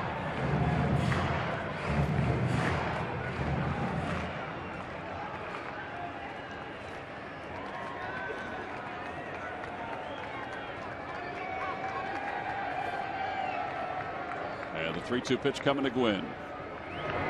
Swing and a miss. And there are 2 outs. Actually, during this losing streak for the Marlins, their bullpen has not fared all that well. Their starters had a high ERA, but their bullpen had a high ERA. But between Eovaldi, who didn't allow a run since the 3rd, and now the bullpen, 4 different guys, they've kind of settled things down. And that's why we're still tied at 4. So Rollins is up. 2 for 4 with an RBI, a run scored. Got the first pitch to him.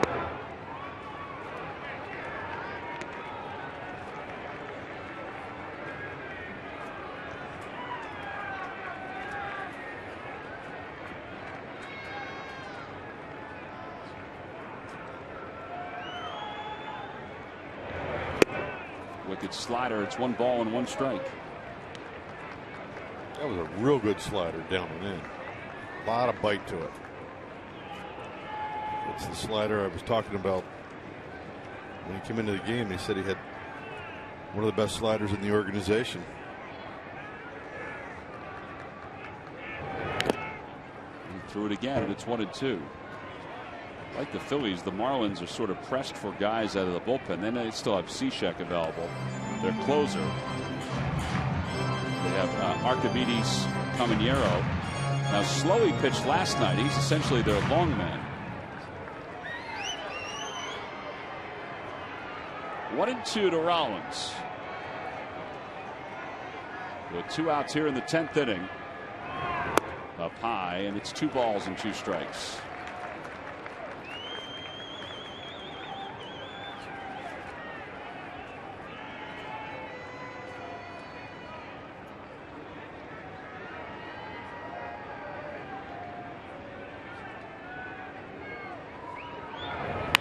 In the air to left field. Going back on it is Yelich. Back toward the wall. It is gone! Walk-off home run, Jimmy Rollins. A towering shot here in the bottom of the 10th inning. And the Phillies have won it 5-4. Here he comes.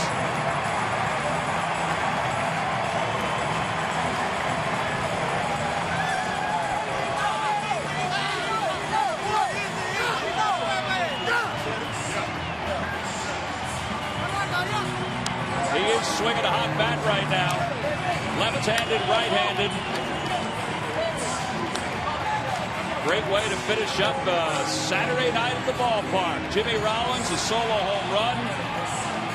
He is our Chevrolet player of the game. And the Phillies win it 5-4 here in the bottom of the 10th inning. I'm not sure if there are too many things that are more exciting than a walk-off victory. And for Jimmy Rollins, he loves the big stage. He got that slider, and he was able to yank it out of the yard. He knew it, too. Ball carried well. Yelich going back. And there it is. And the celebration begins. Yeah, he did know it. A flair for the dramatic. The Phillies win it 5-4 on Jimmy Rollins' home run. Such a sweet swing. Boy, they got the barrel out big time. He did. Well, he saw 2 pitches. Pulled his hands inside. Said, I got it. Well, we waited a little too long because Jimmy's gotten the shaving cream. And he's down on the field with Murph. Murph, take it away. Well, now I got to let him get cleaned up, so let him get a towel over here. And that was a good one. I didn't expect that one. Now that you're cleaned out, Jim. And Tom just said you love the big stage. These walk-off wins, the first one of this season. But oh, it's whipped cream. Oh, they always gave me shaving cream. You're a lucky man. that never gets old, does it? No, not at all. We haven't had that around there since Tomas left, pretty much. And thinking back on it, AJ is a pie man. Well, now we know. Expecting it. Now we definitely know. Take us through that at bat. I know that his slider was good through most of the inning, but you got one that you could hit.